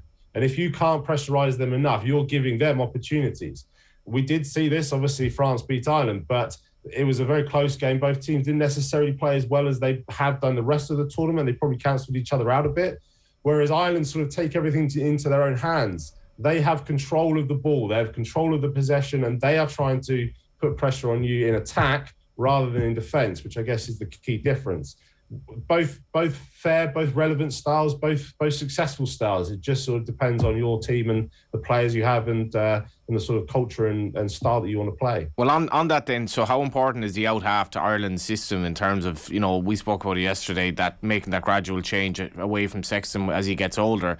How much is the out half part of that whole system? Well, yeah, huge for me. I mean, perhaps even more so would be Jamison Gibson-Park playing a more integral role this Six Nations, that he started every game, I believe. That his speed to the breakdown is obviously linked. There's so much involved in that. There's the ball carry in the first place, the presentation, the clear out, and then the 9 or the first arriver to play the ball away. I think it's that speed in that instance from the 9, which is the most important factor for Ireland, certainly from the stats. Johnny Sexton, I think, can still sit there and control the game. Being the age he is, he's still the best 10 that Ireland have. As that changes, as he gets older and older, then maybe that might become a factor. But for me, it's the role of the 9, everybody inside him, which gives him the time and space. He doesn't necessarily have to be quick himself. He has very quick speed of thought. And that's an important factor once he has the disorganisation that was created by the players around him. Can I ask then about red zone efficiency, because that's the next thing we wanted to touch on here. I presume the number of mistakes that you're talking about with Ireland does bring that efficiency down. They were the best in the tournament, right. So whether it did or not, they might have been even better. I do think as well, obviously the Italy game has to come into some consideration, that those stats inflated Ireland a little bit, so that they were top. So they had the most entries into the red zone, averaging over 12 a game. They averaged the most phases whilst they were in there, so that links into their pressure game, that they wanted to keep hold of the ball and just sort of batter the door down. They averaged over 30 phases per game in the opposition red zone. And then their efficiency, which is measured as points per entry, was 2.66. So again, as an average across the whole tournament, that is really good return, averaging nearly 3 points for every time you get into there. That was first as well. So that is a huge factor in terms of them converting everything that they've created. Your quick ruck speed, your carries, your meters, your breaks is fantastic. It creates the opportunity in the first place, but then you've got to go and convert that. And Ireland did that. Their efficiency was fantastic. When you got into the red zone, it even steps up a level, and they did manage to come away with points. One question I think every Irish person had after the France game was around Ireland's decision to go for the post rather than the corner when they were within 7 points. It was 6 points, I think, at the time. Is rugby moving towards a place where it's getting like the NFL, where there are going to be it's going to be an analytics-based decision when it comes to taking those relevant points? Is there, or basically what I'm asking, is it getting to a point where there's a right or wrong answer to these sort of debates? Right or wrong perhaps is really tough, but I guess you can be guided by the stats and by the outputs that your previous experience have. I guess if I link that in, is whether that's worth going to the corner and trying to get a try. Even if you convert it, you're going to get 7 points. If you've got a guaranteed 3 points pretty much in front of the post, you only need to score twice, 2 penalties for every sort of converted try to make that a worthwhile payoff. So effectively also what you're saying is you've got to score 1 in 2 times that you go to the line out to make that payoff just about worth it. You know, you could score 5, you could score 7. Well, the shot conversion percentage that come up on the screen now. Can you tell? Would it be possible for somebody to tell in a situation where it's not a certain 3 points? Well, what are my two options here, and which one is best?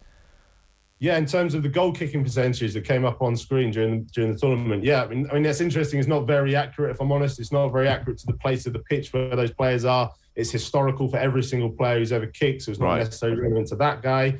But it might be something that comes into factor. I would have thought they would have done all that previously rather than during the game. A kicker like Johnny Sexton of the experience will know sort of, is this a touch and go? Is this the 50-50 kind of kick? And that will have a factor of their decision making, of course, and I think that would come from the experience on the pitch and perhaps some preparation before of what's most worth it. Again, I'm linking this into a Premiership in Exeter just because they were so successful. They kicked to the corner every single time, knowing the fact that they would probably score on average at least once every 2 times they did that. Therefore, they would average more points than if they took the penalty.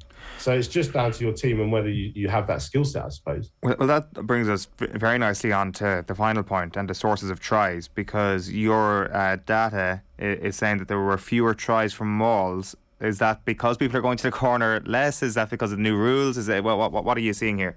Yeah, so the actual stat is there was 0 tries scored from mauls in the entire competition. That's never happened before. And just to contextualise that, there were 3 from all teams where they broke off from mauls and scored. So Josh van der Fleer versus France went through. Dan Sheahan broke off for 1. There were 2 from Ireland. There was 1 from a Scotland player, I believe. But they don't necessarily count as the maul going over. I think by them breaking off, they realised that the maul was stopped and it wasn't going anywhere. They needed to do something else, and great, they got the try. But not a single maul went over the try line, nor was it given a penalty try. In the entire competition, which is amazing to me, never seen something like that before. And when we talk about power game and percentage of choice and options and going to the corner for sort of a pushover, it almost renders that a bit pointless because nobody got over the try line at all from a maul. But what that says to me is that the way that teams are going about their tries has changed. I definitely think the law change with being held up over the line affects this, that it's actually such a big risk. I'm not entirely sure about it. I don't think it necessarily rewards the attacking team. I get the point that they're trying to make it more expansive, which it has, and I'll come on to that in a second. But I think it's too damning if you get over the opposition try line, which is a huge thing, and just you're held up, that you then have to start again from your 40-metre line with a kick out.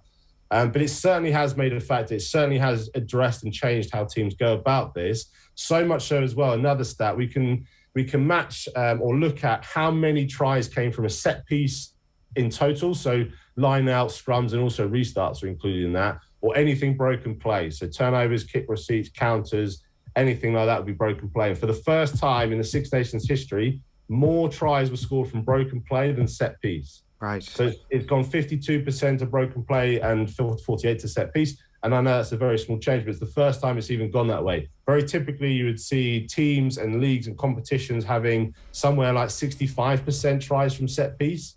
To actually flip so much is a huge, huge change. And I really think it's a measure of the teams who are changing their styles. And on that, just lastly, I'll just mention, so only England and Ireland scored more tries from their set piece in the whole competition. Everybody else, every other team backed their broken play attack, utilised the sort of disorganisation that was created already and scored straight away from broken field. Only Ireland and England used that set piece to score majority of their tries. That's really interesting. So, I guess that just really whets the appetite for Northern Hemisphere and Southern Hemisphere going toe-to-toe this summer then, when traditionally we would have been like two very contrasting styles. The game has changed up here quite a bit. The game definitely has. I think, again, the laws have made a big factor in that, but it may just be the evolution of rugby. The teams are doing this, that Harlequins in the Premiership last season, New Zealand Forever, are showing that you can do this. You can play this style of rugby. You can take the lead. You can have control of the ball and put your attack onto the opposition and still win games. For a long time, yes, that was great and it looked great and everyone's talking about Super Rugby touch and, all this kind of thing. But it's also very successful. It's proven to be very successful. France were the most attacking, open team of the competition. They won a Grand Slam. So it's shown that it can be done. And I think, the change is here. Ross, really interesting stuff as ever. Thanks a million for being with us. Pleasure, thanks. Cheers. Ross Hamilton there on the line. He's an independent rugby performance analyst working with BT Sport, and he's also a former Saracens and England analyst. That's pretty fascinating stuff. Yeah, absolutely. Like data is it's mad now. Even when you look at the players with all the GPS stuff and that, and you'd always hope that kind of sport holds on to the intuition of the coach and looking at somebody that's not all about the figures and the numbers, but at the same time, maybe rugby's slightly in its infancy in terms of this stuff. Like, that's really fascinating stats, sir. Yeah, and I guess like what I could see is, so from a moment like that, say if we go back to the France example, because it's a very, very good one. It's a good example because I think it would have divided people right at the time, and in hindsight, fair enough, it was probably the wrong call, but like at the time, what was the right call? It's the most equatable situation we've had to, like say, like a late playoffs game call in the NFL, where it's like they should have gone for the extra point or they should have gone for them fourth down or whatever.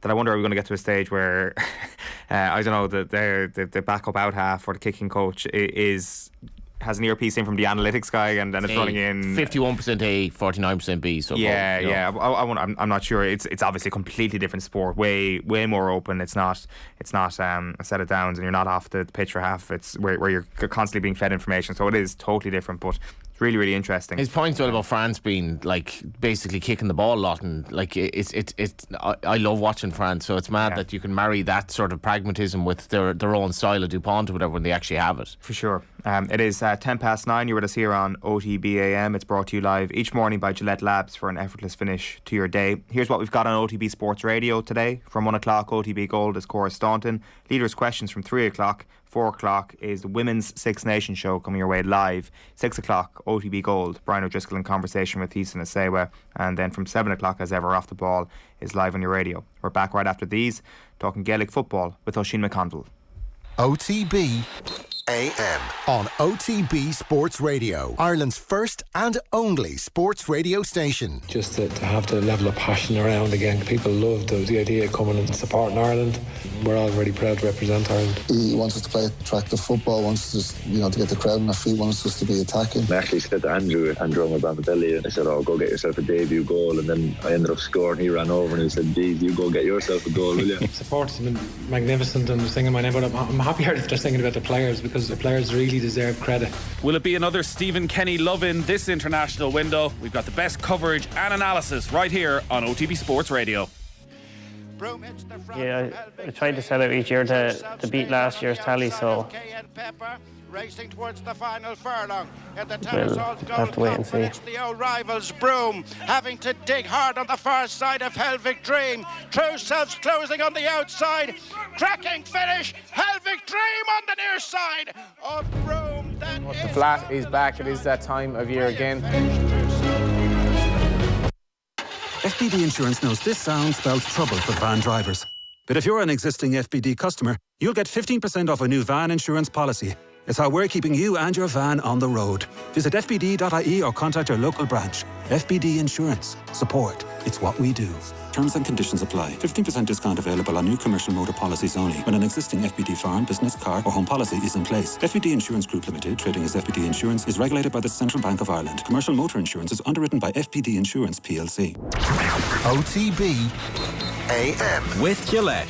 Get into your flow with the new Gillette Labs Razor with exfoliating bar. You're welcome back. As you'll have seen in the ads there, Johnny's been chatting to 3 racing stars, Colin Keane, Siobhan Rutledge and Ronan Whelan, who all made significant marks in the flat season last year. The flat is back at the Curragh and Naas this weekend, kicking off at the Curragh Racecourse on Saturday, March 26th. Naas Racecourse this Sunday. The 2 Kildare tracks are joining forces to kick the start of the flat season, and there will be great expectations from racing fans, owners, breeders, jockeys and trainers as a flat season starts again. What's the sign of spring for you? Like, we all have, I guess, like you could say the daffodils or the smell of freshly cut grass for the first time, or I don't know, is it the first National League game where it's not pelting rain? Yeah, I thought it might be something like that. You and Austin Sack, like down Tralee or something like that would be kind of yours, but mine is the 2-year-old maiden that starts the flat season, where you've 2-year-olds who've never seen the track before, new stallions, probably new trainers, maybe even new jockeys at the Curragh, sun shining, spring weather, and it all begins again. The Curragh has gone through a transformation, but it marks the return, obviously, at the weekend. And that's the start of the spring for me. Yeah, absolutely exciting times. It's a great sporting weekend, and is a sign that summer is around the corner, as everyone looks forward to seeing some exciting new talent on the turf. As Johnny has just said, you couldn't have sold it any better. Yeah. What about Oisin McConville? What's the sign of spring for him, do you think? That is a very, very good question. That is a question I did not ask him when I was chatting to him yesterday, but maybe I should have. Have a look. OTB AM. Okay, at the launch of the 2022 Airgrid GAA Football Under-20 All-Ireland Championship was Armagh Under-20 manager Oisin McConville. Airgrid, Ireland's grid operator, is charged with delivering a cleaner energy future for Ireland. Coach with Armagh, how are you finding the role, Oisin? Yeah, enjoying it. It's much different, I suppose. It's nice being back involved with a county setup, I suppose. Done a good bit of club stuff, also college stuff. So to be back involved with, you just look at there's a certain step up, and there's the players really want to be there. There's everybody's there, 45 minutes before. Some of the players are there before you arrive, even for training and stuff. So there's a real professional attitude to what is obviously an amateur sport, but you can see just that these guys really want to get to the next level. Is that an Armagh specific thing at the moment, Oisin, or is that just with under-20s in general?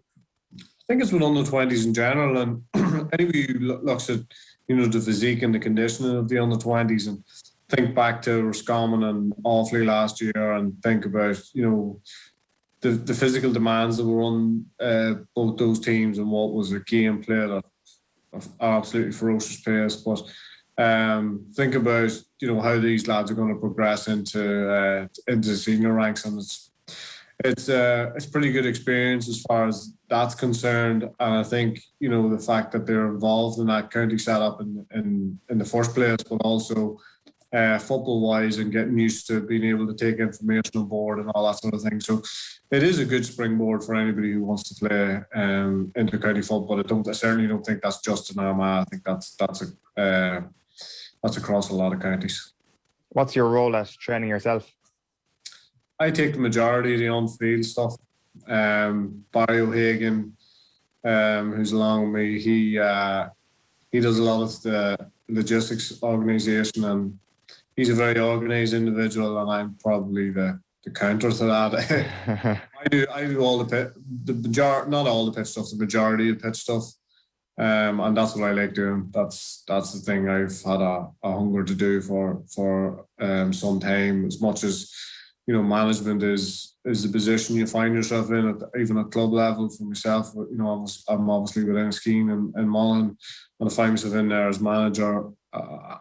The part I really enjoy is, like, I know you hear this all the time. I was actually listening to an interview with David Moyes the other day, and he said, what's the best part of the job? And he says, undoubtedly, when you're just out on the pitch, and you're just dealing purely with football issues when you're out there, and that's the thing that I like doing, and I suppose the people who like coaching just like to be out there for that hour and a half or whatever it is, and try and get those things across and try and bring them into the weekend, and hope that some of those things are taken on board, and you can see some semblance of improvement in week to week. How much has what you do on the training ground changed from when you first started coaching? I guess your first job was with Crossmaglen, I guess, wasn't it? Yeah, well, I had college experience for last maybe 11 or 12 years, so sure. I went into that quite early, but again, it's completely different. It's a lot more part-time for players and that. So how's my coaching changed? I suppose it's more game specific than it ever has been, because you don't need to waste that much time anymore with the conditioning side of things. I mean, the majority of players are ready to train, and that's some testament to those players. Like, in fairness, like I remember, and could have even been one of those guys at times where you come back after a winter break and there's a bit of work to be done in order to get you to even to the level that you're able to train.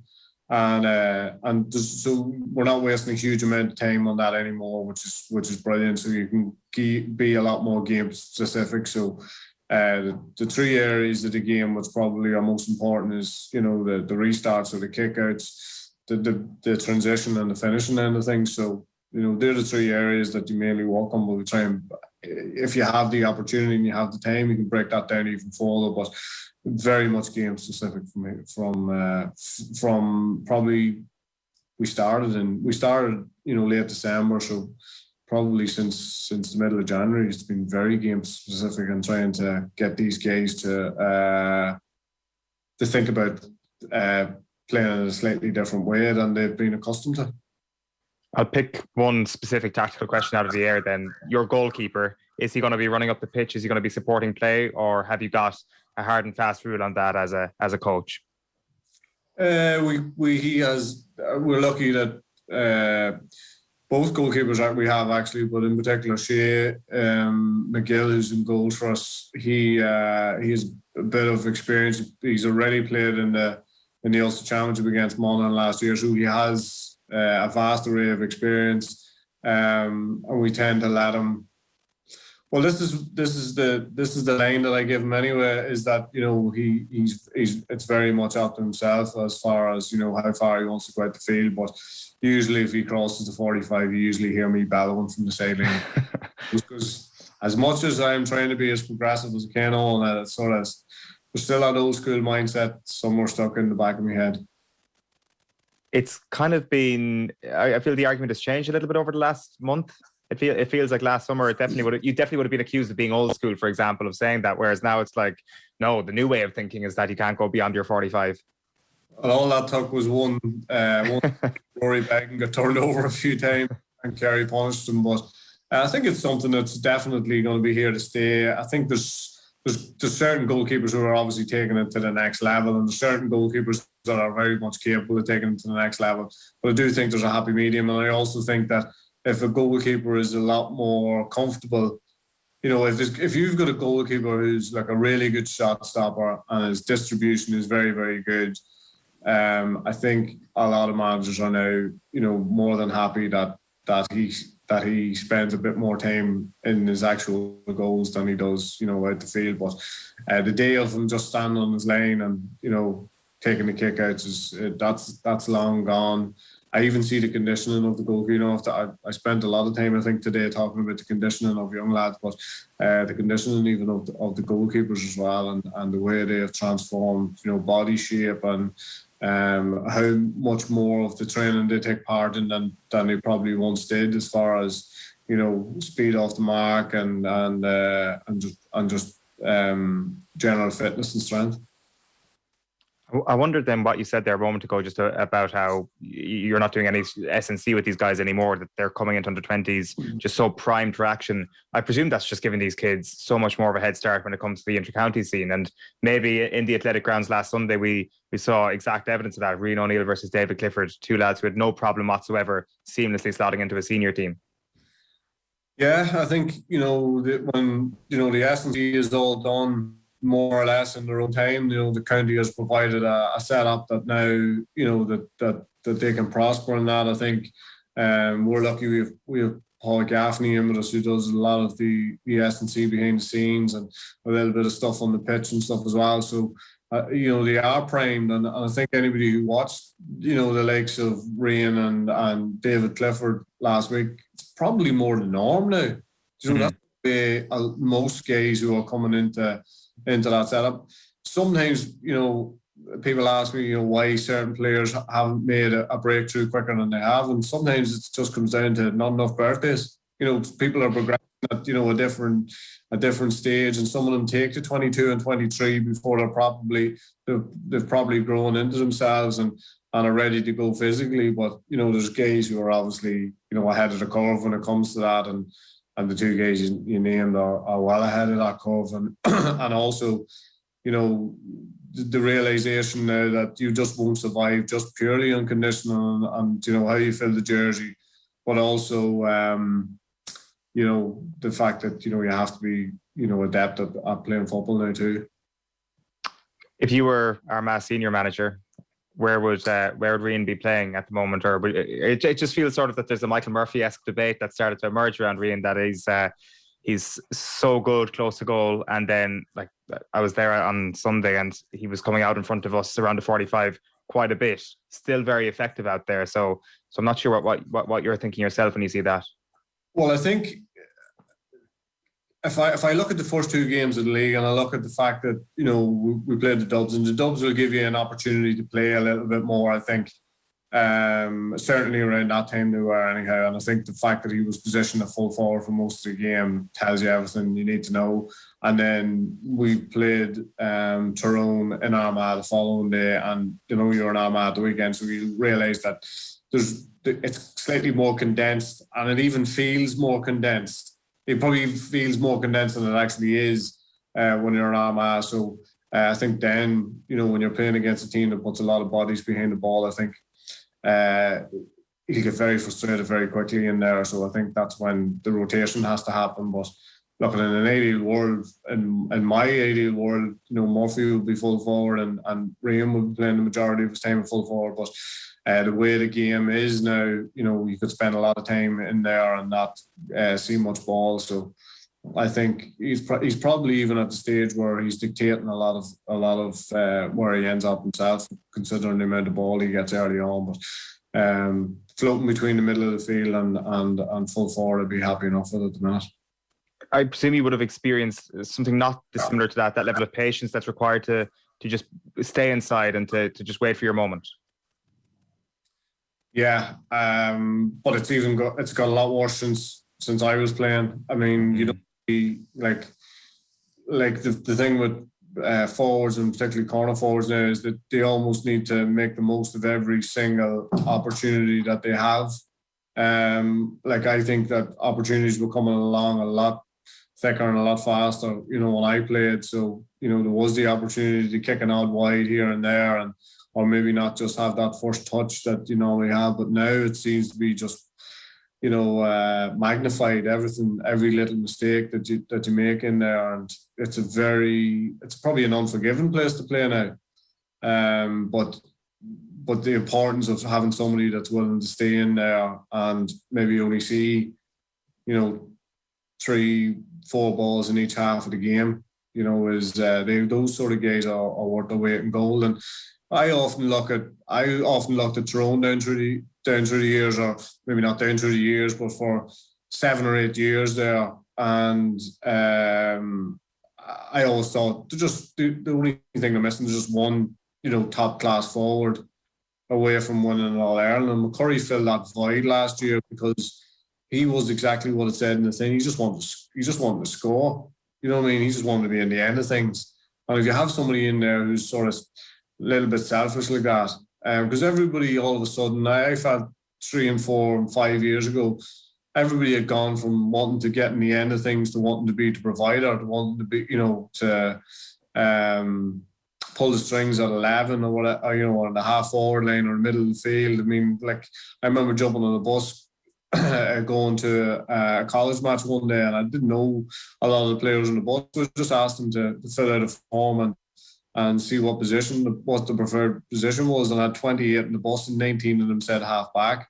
And the reason why they said half back was because at the time it was a fairly easy position to play, because you could go forward knowing that there was plenty of protection behind you and there wasn't a lot of onus on how you marked man. So football has evolved even more since that, you know, and not that long ago. So just having that player inside who's just that little bit selfish and just wants to be in the end of things and wants to get scores is absolutely essential. And as I say, probably the main reason why Tyrone ended up winning All-Ireland last year, because every time you looked up, there was somebody in the Tyrone full forward line, and it's usually McCurry. Yeah. Are you looking across at Tyrone this year? Think to yourself they have a similar chance, or have the departures made you reconsider that? The departures definitely have had an effect now, but I do think that a lot of the young lads, in fairness, who have come in an environment that probably wasn't as great as some of the boys in the past, in that, you know, there's Tyrone are still seen to be playing catch up as far as fitness and that goes. But some of the young lads have been, like Monroe and a few of those guys who have come in, have been, I think, very, very impressive. And I still think Tyrone have as good a chance as they had last year. I think Tyrone had at different times had a large slice of luck. I mean, Monaghan could have beat them in an Ulster final. So, but I still think Tyrone have a great chance again this year, because I actually think that that as much as the field hasn't narrowed any as far as the teams that are in contention, I think that it has leveled. If that makes any sense, in that those 5 or 6 teams all seem to be in and around each other. Like even when it wasn't going well for the Dubs, you never felt they were that far away from, again, just throwing us back into contention. And people would say probably after the last 3 games that they have done exactly that. Yeah, it's going to be a great season for sure. I just wanted to ask you about the college. You mentioned it a couple of times, and I know this story is about a month old at this point, Oisin, but I'm just keen to chat to you a little bit about it anyway, about what happened with the Trench Cup final. For anybody who missed this, you were manager of DKIT, you are manager of DKIT, and you had to pull out of the final of the Trench Cup because your players were playing that weekend in the National League. It was an unbelievably honest thing to do. I think a lot of people maybe would have talked the talk, not actually walked the walk when it actually came to it. What I'm interested in is what happened afterwards. Was there ever any communication with the powers that be in the competition or anything like that to say, listen, how do we listen to what you're saying here and try and avoid this in the future? Yeah, we were taken to a disciplinary meeting, and I wasn't at the disciplinary meeting, but we had college representatives there, and they told us in no uncertain terms what they thought of us, and we told them what we thought of the situation, and we were told that there was no way that it would be replayed. Not that we ever dreamt it would. When we made that decision, we knew that was it. It was a terminal thing. It wasn't like a Tyrone last year where it was a bit of a chess move. It wasn't like that. It was we knew that we wouldn't be able to play the game, but there's no way after training and working with guys the whole year that we could go into a game missing 9 players and be expected to play. We've taken a bit of heat. I've taken a bit of heat personally, and I understand there's 2 sides to every story. But from our point of view, we had to look after the players, our players. We had to listen to them, and we had spoken loads of times, because at college level you don't really get a chance to train a lot. I mean, you're not walking these guys. They're being pulled in so many different directions, and along with that, they've got studies, they've got part-time jobs. There's just a lot going on for them, and we actually had done a bit of stuff around mental health and the ability to say no. Probably about 2 weeks before that. So again, as you say, like we had to walk the walk, but the decision itself was purely from the players. We left the decision to the players. What do you want to do? Do you want to go and play with the guys? And to a man, nobody wanted to go. That was including the guys who weren't on inter-county panels or were on inter-county panels. It didn't matter. To a man, every one of them said that they weren't playing without their teammates, and I completely took that on board and completely understood it. But that wasn't my decision. At the end of the day, it had to come from the college, because all I'm doing is I'm doing a job in that college and I'm representing the college. But the decision that came from the players, and then the college made the ultimate decision in the end. Do you think that you would have got a bit more of a kind of a warm ear had it been Sigerson Cup as opposed to Trench Cup? Did you feel that maybe the fact that it wasn't the top tier competition went against you in terms of being heard out? No, it just wouldn't have happened at Sigerson level. Right. That's the thing. And the way the Sigerson was planned out, the way it was played on the Wednesday nights, was absolutely ideal for everybody. Give a real opportunity and a chance for young lads to represent the college without interfering with what was going on at inter-county level. As regardless of college or how much sometimes it's hard to stomach, at the end of the day, inter-county football is where it's at, or inter-county hurling. That's what players want to do. They don't want to jeopardise that in any way. You don't want to jeopardise that for them. But I think the big thing is that it was facilitated in a certain way for Sigerson, and that wasn't passed down through to Trench Cup. So I mean, it's not a question, because it just wouldn't have happened. Yeah. And what sort of heat did you take? Well, my integrity was questioned and all those sort of things, and that, you know, we were looking to move and we knew exactly what, you know, it was when the competition started. We did, but we had flagged this up very, very early, as we had done a number of years ago. We'd flagged it up early. Actually, a number of years ago, we flagged it up that early that, you know, it was changed. It wasn't a new problem, and we felt that there was a great opportunity to change it, but that never happened, and there was an acceptance on our part that it wasn't going to happen as much as it was disappointing. And do you think that change could happen in the next couple of years, like to save this college season? Because it seems that this has become quite a talking point regularly now. Yeah, and look, it'd be different if it wasn't a fairly simple fix. I mean, just run both competitions in parallel with each other. Mm-hmm. Yeah, it seems that it's fairly straightforward. Listen, Oisin, great chatting to you. You were speaking at the launch of the 2022 Airgrid GA Football Under-20 All-Ireland Championship. He is, of course, the Armagh Under-20 manager. Oisin McConville, Airgrid, Ireland's grid operator, is charged with delivering a cleaner energy future for Ireland. Oisin, take care. Good to chat to you. Oh, thank you. OTB AM. Yeah.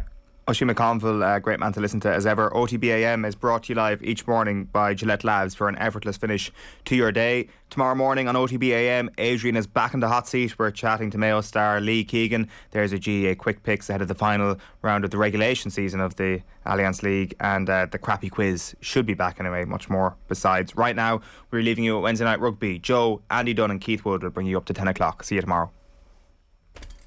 We have loads to discuss, loads going on. So the Women's Six Nations gets underway this weekend. Ireland against Wales at the RDS on Saturday. That's a 4:45 kickoff. We have the URC returning, including Connacht against Leinster Saturday 7:35, a precursor to their Heineken Champions Cup game. Munster have Benetton on the Friday 7:35. Ulster, interestingly, go down to the Stormers on the Saturday. The South African sides of late are winning their home games and creeping up the table. And then, of course, there is a men's championship in the rearview mirror. France Grand Slam winners, Ireland second, Triple Crown to boot. Irish under-20s with a Grand Slam win themselves. That was at Musgrave Park. And the Italians winning for the first time since 2015. So, like I said, loads going on. Andy Dunn in studio. Hello. How are you, Joe? Very well. Keith Wood is with us. Hello. How are you doing, Joe? Hi, Andy. How are you, Woody? So let's jump in. Let's get your general thoughts on the Six Nations just gone, which wrapped up at the weekend. Andy Dunn, who is your Irish player of the tournament and who's your player of the tournament?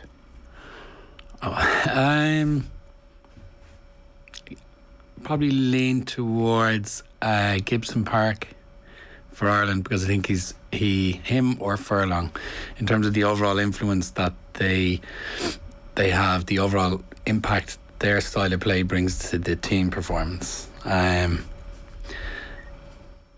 have to pick one, I suppose. I'll go with Gibson Park. Player of the tournament, DuPont. Boring. Cheap and boring cheerful. Yeah, cheap and cheerful. Yeah.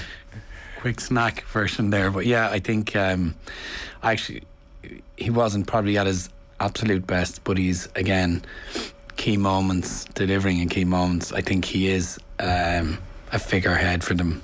Yes. They look towards him to launch most of their creative play, and he's a bit of a beast in defence and work rate as well. So overall, yeah, I'll go with him. Yeah. Okay. Cheap and cheerful, like you said. Oh, it's fine. Keith?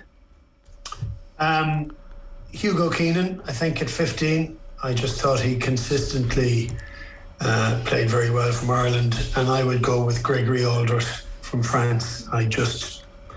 Every time I see him play, the amount of work he gets through, a lot of it seen, a lot of it unseen, but his impact pretty much every time he's involved, with or without the ball, seems to have an impact. I thought DuPont was fantastic, and actually his ability to make big moments in games is fairly unparalleled in World Rugby at the moment, but it took him a while to get going, I thought. And it was a really interesting Six Nations. It started with a bang and then kind of tailed off as it became more serious as the competition went on. But it was, I liked it, but I went to the last two games and I was kind of a little bit, I wouldn't say jaded by it, but there wasn't huge fun or atmosphere in either in Twickenham or in the Aviva for the last one. So I thought it kind of trailed off a little. Why do you think that was on Saturday?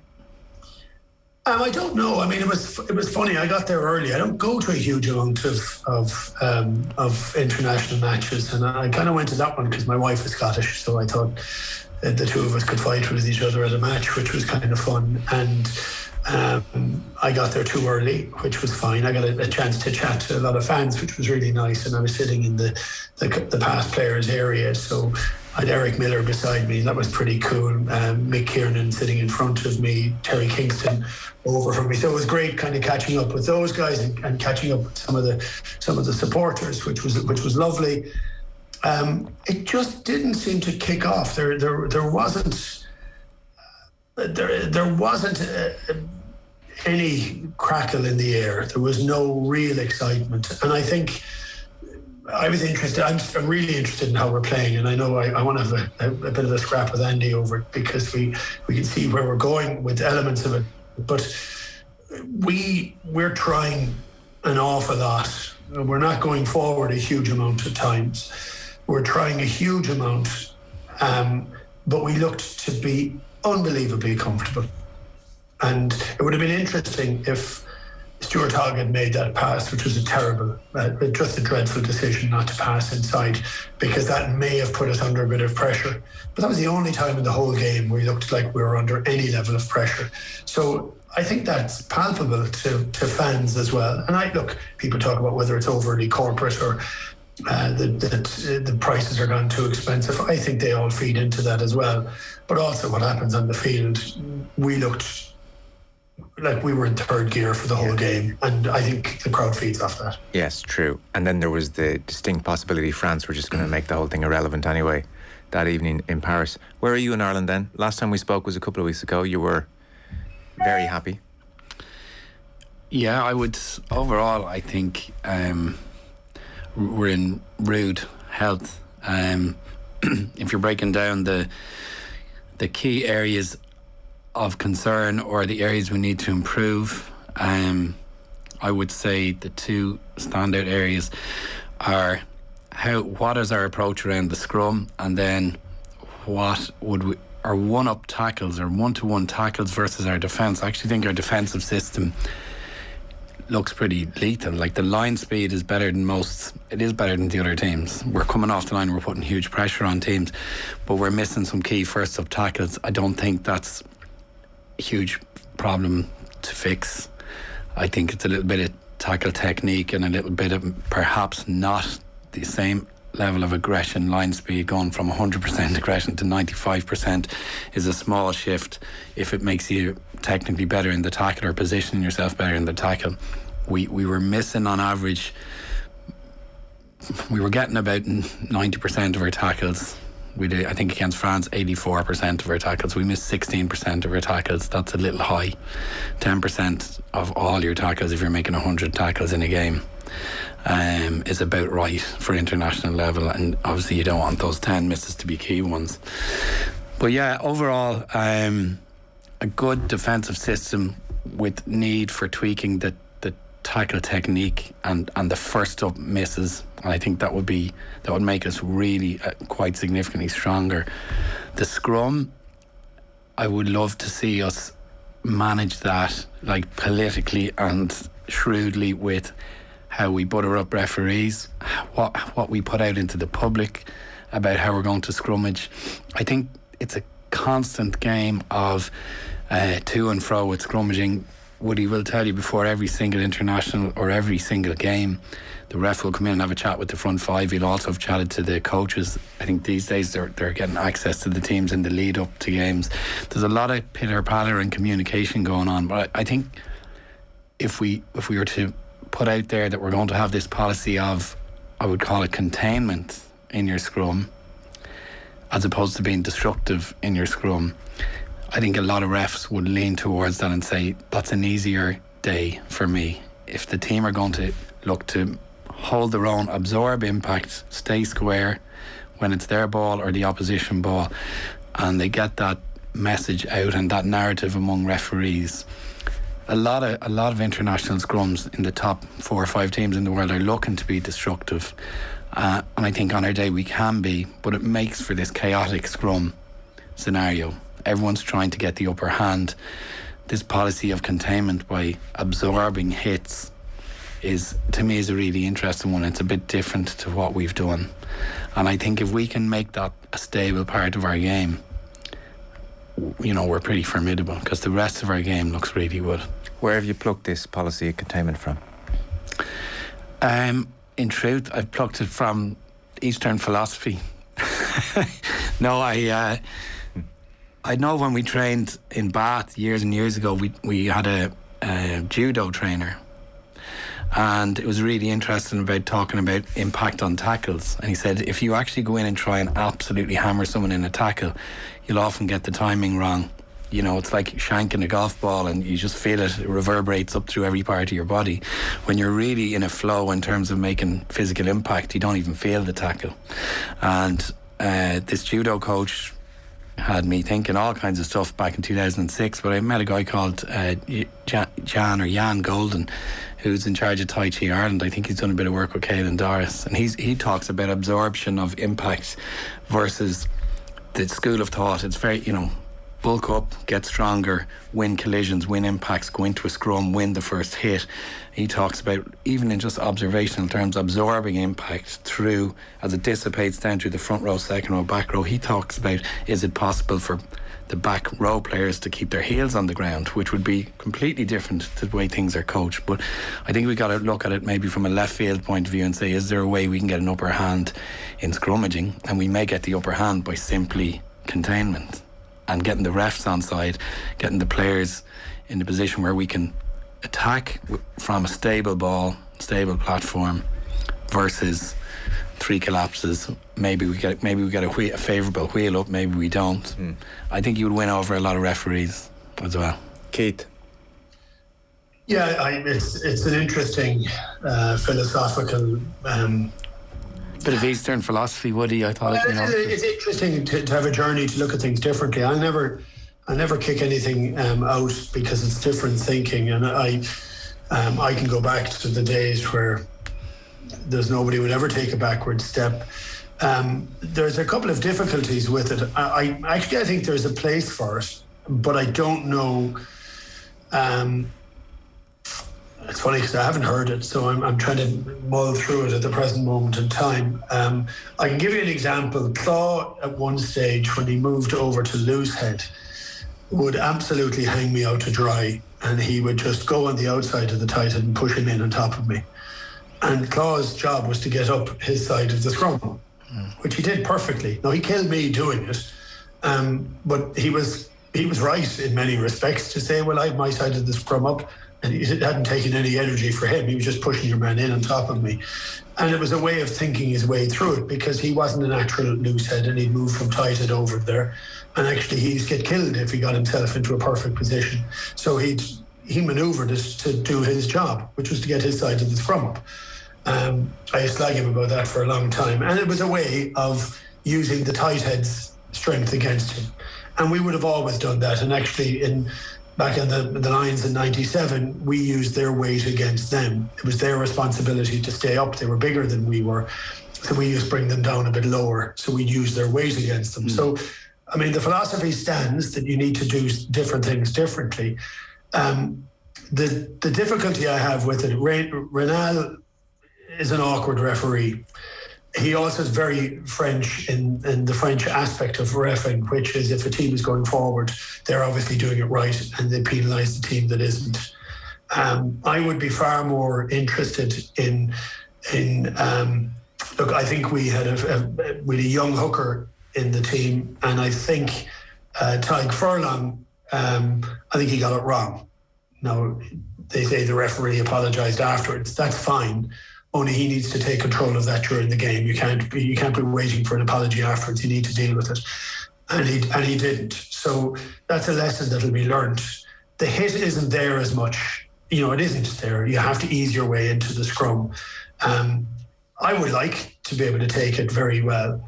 The issue for us to be destructive is I don't think we have the large enough second rows to be destructive. If you look at Antonio in France, he doesn't make any hit. He just gets himself into an unbelievable position at 145 kilos. And then you have Willems, who's probably 135 kilos behind him. Nobody's moving those guys. You're not moving them. So there's no point attacking that. You need to be able to contain it, but get yourself in a position where you can strike the ball and get it to the number 8's feet quicker. And that's the one thing I would say on our ball. We need to work on our strike to have a clearer channel to get it straight to the number 8's feet. But I don't think we can ever let ourselves be in a position where we let the referee get hoodwinked, which I think he was against England. And Keith, one more point. What about Andy's thoughts on buttering up the referee, on the public messaging around games? But you do that all the time, and you have to be able to talk to the referee. There's ways to talk to them, and you need to have a rapport with the referee to say, listen, if you don't mind, ref, he's going on the outside, I'm just going to go straight. That's it.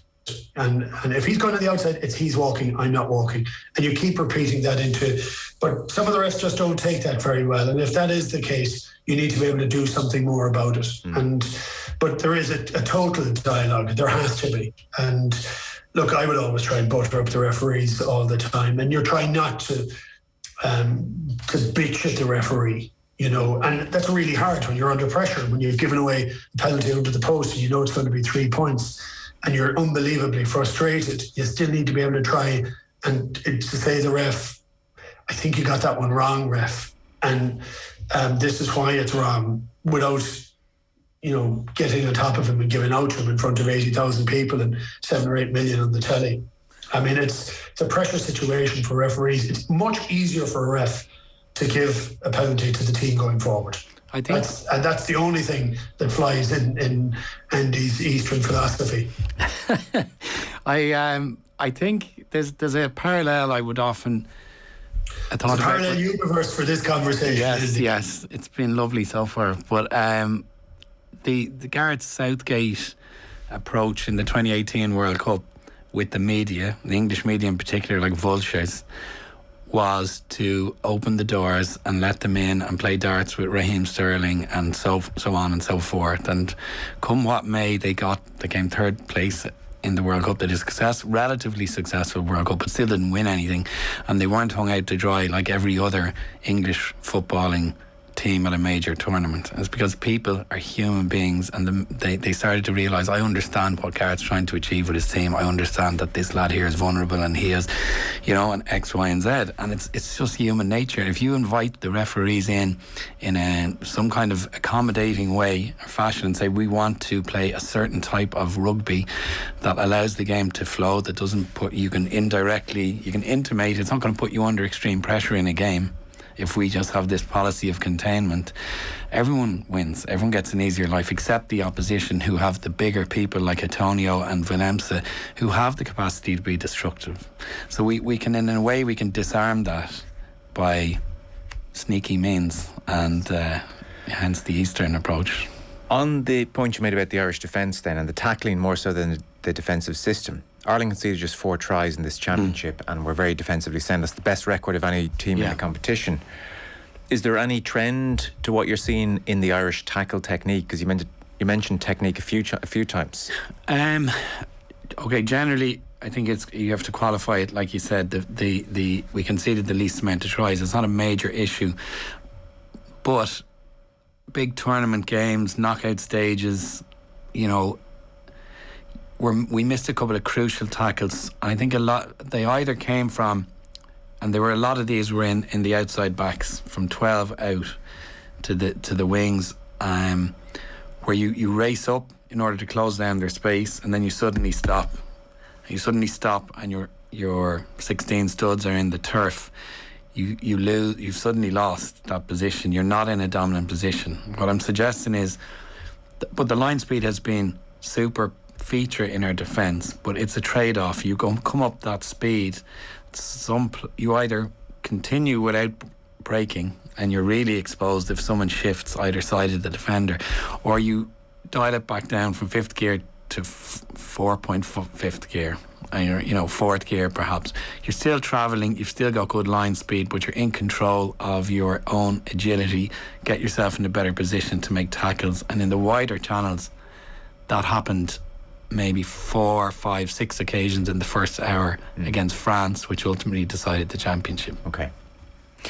Keith, somebody was in touch wondering if Dan Sheahan, given our strength and depth at hooker, Dan Sheahan could move across, say, to loose head prop, for instance, or tight head prop at some stage in his career. No. And I think Dan Sheahan, I'm looking at Dan Sheahan, and I was really interested when Ronan Kelleher came on the scene, and I said, God, isn't that, he's a different type from what we've had, where he's a ball carrying, running hooker, and I'm a big fan of having ball carriers in each row of the scrum. You need to have them. It just makes the life an awful lot easier. It seems a little bit more natural if you've one in each row, even if you've two in each row, if you can at different times. That's fantastic. So I thought it was great when he came along. Then I watched Sheahan coming up afterwards, kind of looking slightly more agricultural, socks down, a bit unkempt. The change that he's had in the period of time that he has played rugby has been pretty phenomenal. I'm looking forward to the reaction that Kelleher has when he comes back. But I can tell you that Sheahan has leapfrogged him at this stage. His standard of play, his impact on the game has been pretty fantastic. I think he's throwing very well as well. He looks leaner than he was, and that's because he's playing an awful lot of matches. You're not quite doing as much. He's going to get an awful lot bigger. Stop tinkering with people's positions. Every time I hear a coach doing that, I get annoyed with them. There's guys that play in a position that are good in that position. We could end up with two unbelievable international standard hookers, and we need them. Okay. And we'd like more pushing behind that. They play in that position. To move from hooker to it's incredibly difficult. Yeah. Okay. But also, I think he doesn't have the shape for it. I think he's a big man, but he is not like, he's not Tyke Furlong, giant man, so yeah. No, let's just knock that in the head. Perfect. Pretty quick. Done. Let's come back to tempo then for a moment, Andy, because you mentioned Jameson Gibson Park, potentially your Irish player of the tournament, and that's about tempo. So Irish tempo, something we've talked to you about for a number of years at this stage. So expand on all that for us. Are you liking this flat out tempo for 80 minutes straight? I'm preferring it to the turgid kind of slow, regurgitating possession, 140 rucks style that actually won us the Grand Slam in 2018. And but it's when you play that type of game that we're currently playing, it is exhilarating to play. It's exhilarating to watch. I think everyone would agree that this Irish team are brilliant to watch. They're entertaining. And the challenge is when you are playing, like the first 10 minutes against England, allowing for that red card after, a minute and a half. No, our style of play was exceptional for that 10 minutes. It had nothing to do with England being down to 14 men. There's no way we had the time to adapt our strategy. We just kept doing what we were doing and see where we were. I think 8 players touched the ball as a first receiver in that first 10 minutes. It's incredible to watch. And it's, like I said, exhilarating to be a part of. The challenge with it is it's like a drug. And you start to we got a sense that England were in all kinds of trouble. So you want to just keep trying and keep trying and keep trying. And that's actually slightly the problem with it. If we can, I often use my beloved Liverpool as an analogy, but someone like Thiago comes on in midfield and puts his foot on the ball. I had a coach in Harlequins that Woody will remember well, Tommy Turner, who was a really really eccentric, brilliantly skillful Welsh out half, played in the 80s, and he's the first person who introduced me to that line. Who's putting their foot on the ball, and I actually didn't know what he meant. I was like, what are you talking about? It's the ability to come in and take the edge off things, hold a little bit of possession and calm things down. In that England game, we could have been less exciting and tidied up the game a lot earlier. And with 20 to go, that game was in the balance. You hold possession, you're not as exhilarating, you're not constantly a threat. Sexton's not constantly a threat, Furlong's not constantly a threat. You're not constantly trying to make the difficult offload. As admirable as that is, in certain situations, it's good to have two styles of play, or three, but typically all this style of play requires is someone, or two players, or three senior pros, to put their foot on the ball and say slow it down. And interestingly, I know I've been critical of Conor Murray and his box kicks over the years. In the last 10-15 minutes against England, that's precisely what he did. He showed his 90 caps worth of experience, and when we were frantic and exciting, he actually dumbed it down a bit, and it worked perfectly when Gibson Park went off. So it's very interesting you mention that, because Brian O'Driscoll was in that very seat in advance of the England game, and I was wondering, and we chatted about it with Keith and Stuart Barnes as well that week, if Murray off the bench was right for this team anymore, because generally we've had tempo off the bench, and this team plays with tempo, and in Murray off the bench, especially if we're behind, more so than if we're ahead, is that really what you want off the bench? Now, as it happened against England, it was just what this team needed off the bench. Now, the problem for Andy Farrell or anybody else is you don't quite know what you're going to need off the bench until the game has started. But I do take your point about a change of tempo, certainly at Twickenham. Yeah. Ultimately, it's a huge positive in our game. And you can only get better at playing this kind of exhilarating rugby by doing it under pressure. And I've often used the RGs as an example in the lead up to the 4 years lead up to the 2015 World Cup. They played this ridiculous style and they lost 78-12 to South Africa in Durban, but they kept at it, and eventually they beat South Africa 3 months before the World Cup, and then they went out and hammered us playing the same way. You need to do it under pressure, so this is a perfect way to do it in the Six Nations, but we'd be nice to be able to have people who can put their foot on the ball too. No, I hear you. Keith, we're in the teenage years with this new style, and we're going to get a bit better in our 20s. Yeah, look, it's funny. I love it. I think it can be a little bit frustrating because it's a bit inaccurate. And actually, when the pressure is on more, strangely, I think our accuracy is better. I think the attention to detail under more pressure is better. I'm interested. You mentioned Paul Turner. So Paul Turner was a Welsh wizard. And if I put three of them together, and this is definitely going back in time, it was Paul Turner, David Pears and Stuart Barnes, who were all very similar types of out halves, which would be they were quite happy to go laterally across the pitch. They were quite laterally to unpick a lock and attack the line. I mean, they all attacked the gain line, and they were pretty much instinctive and thinking tens. Paul was eccentric, but he was brilliant. Your skills improved just by having a conversation with Paul because he just looked at the game slightly differently. OTB AM. With Gillette. Get into your flow with the new Gillette Labs Razor with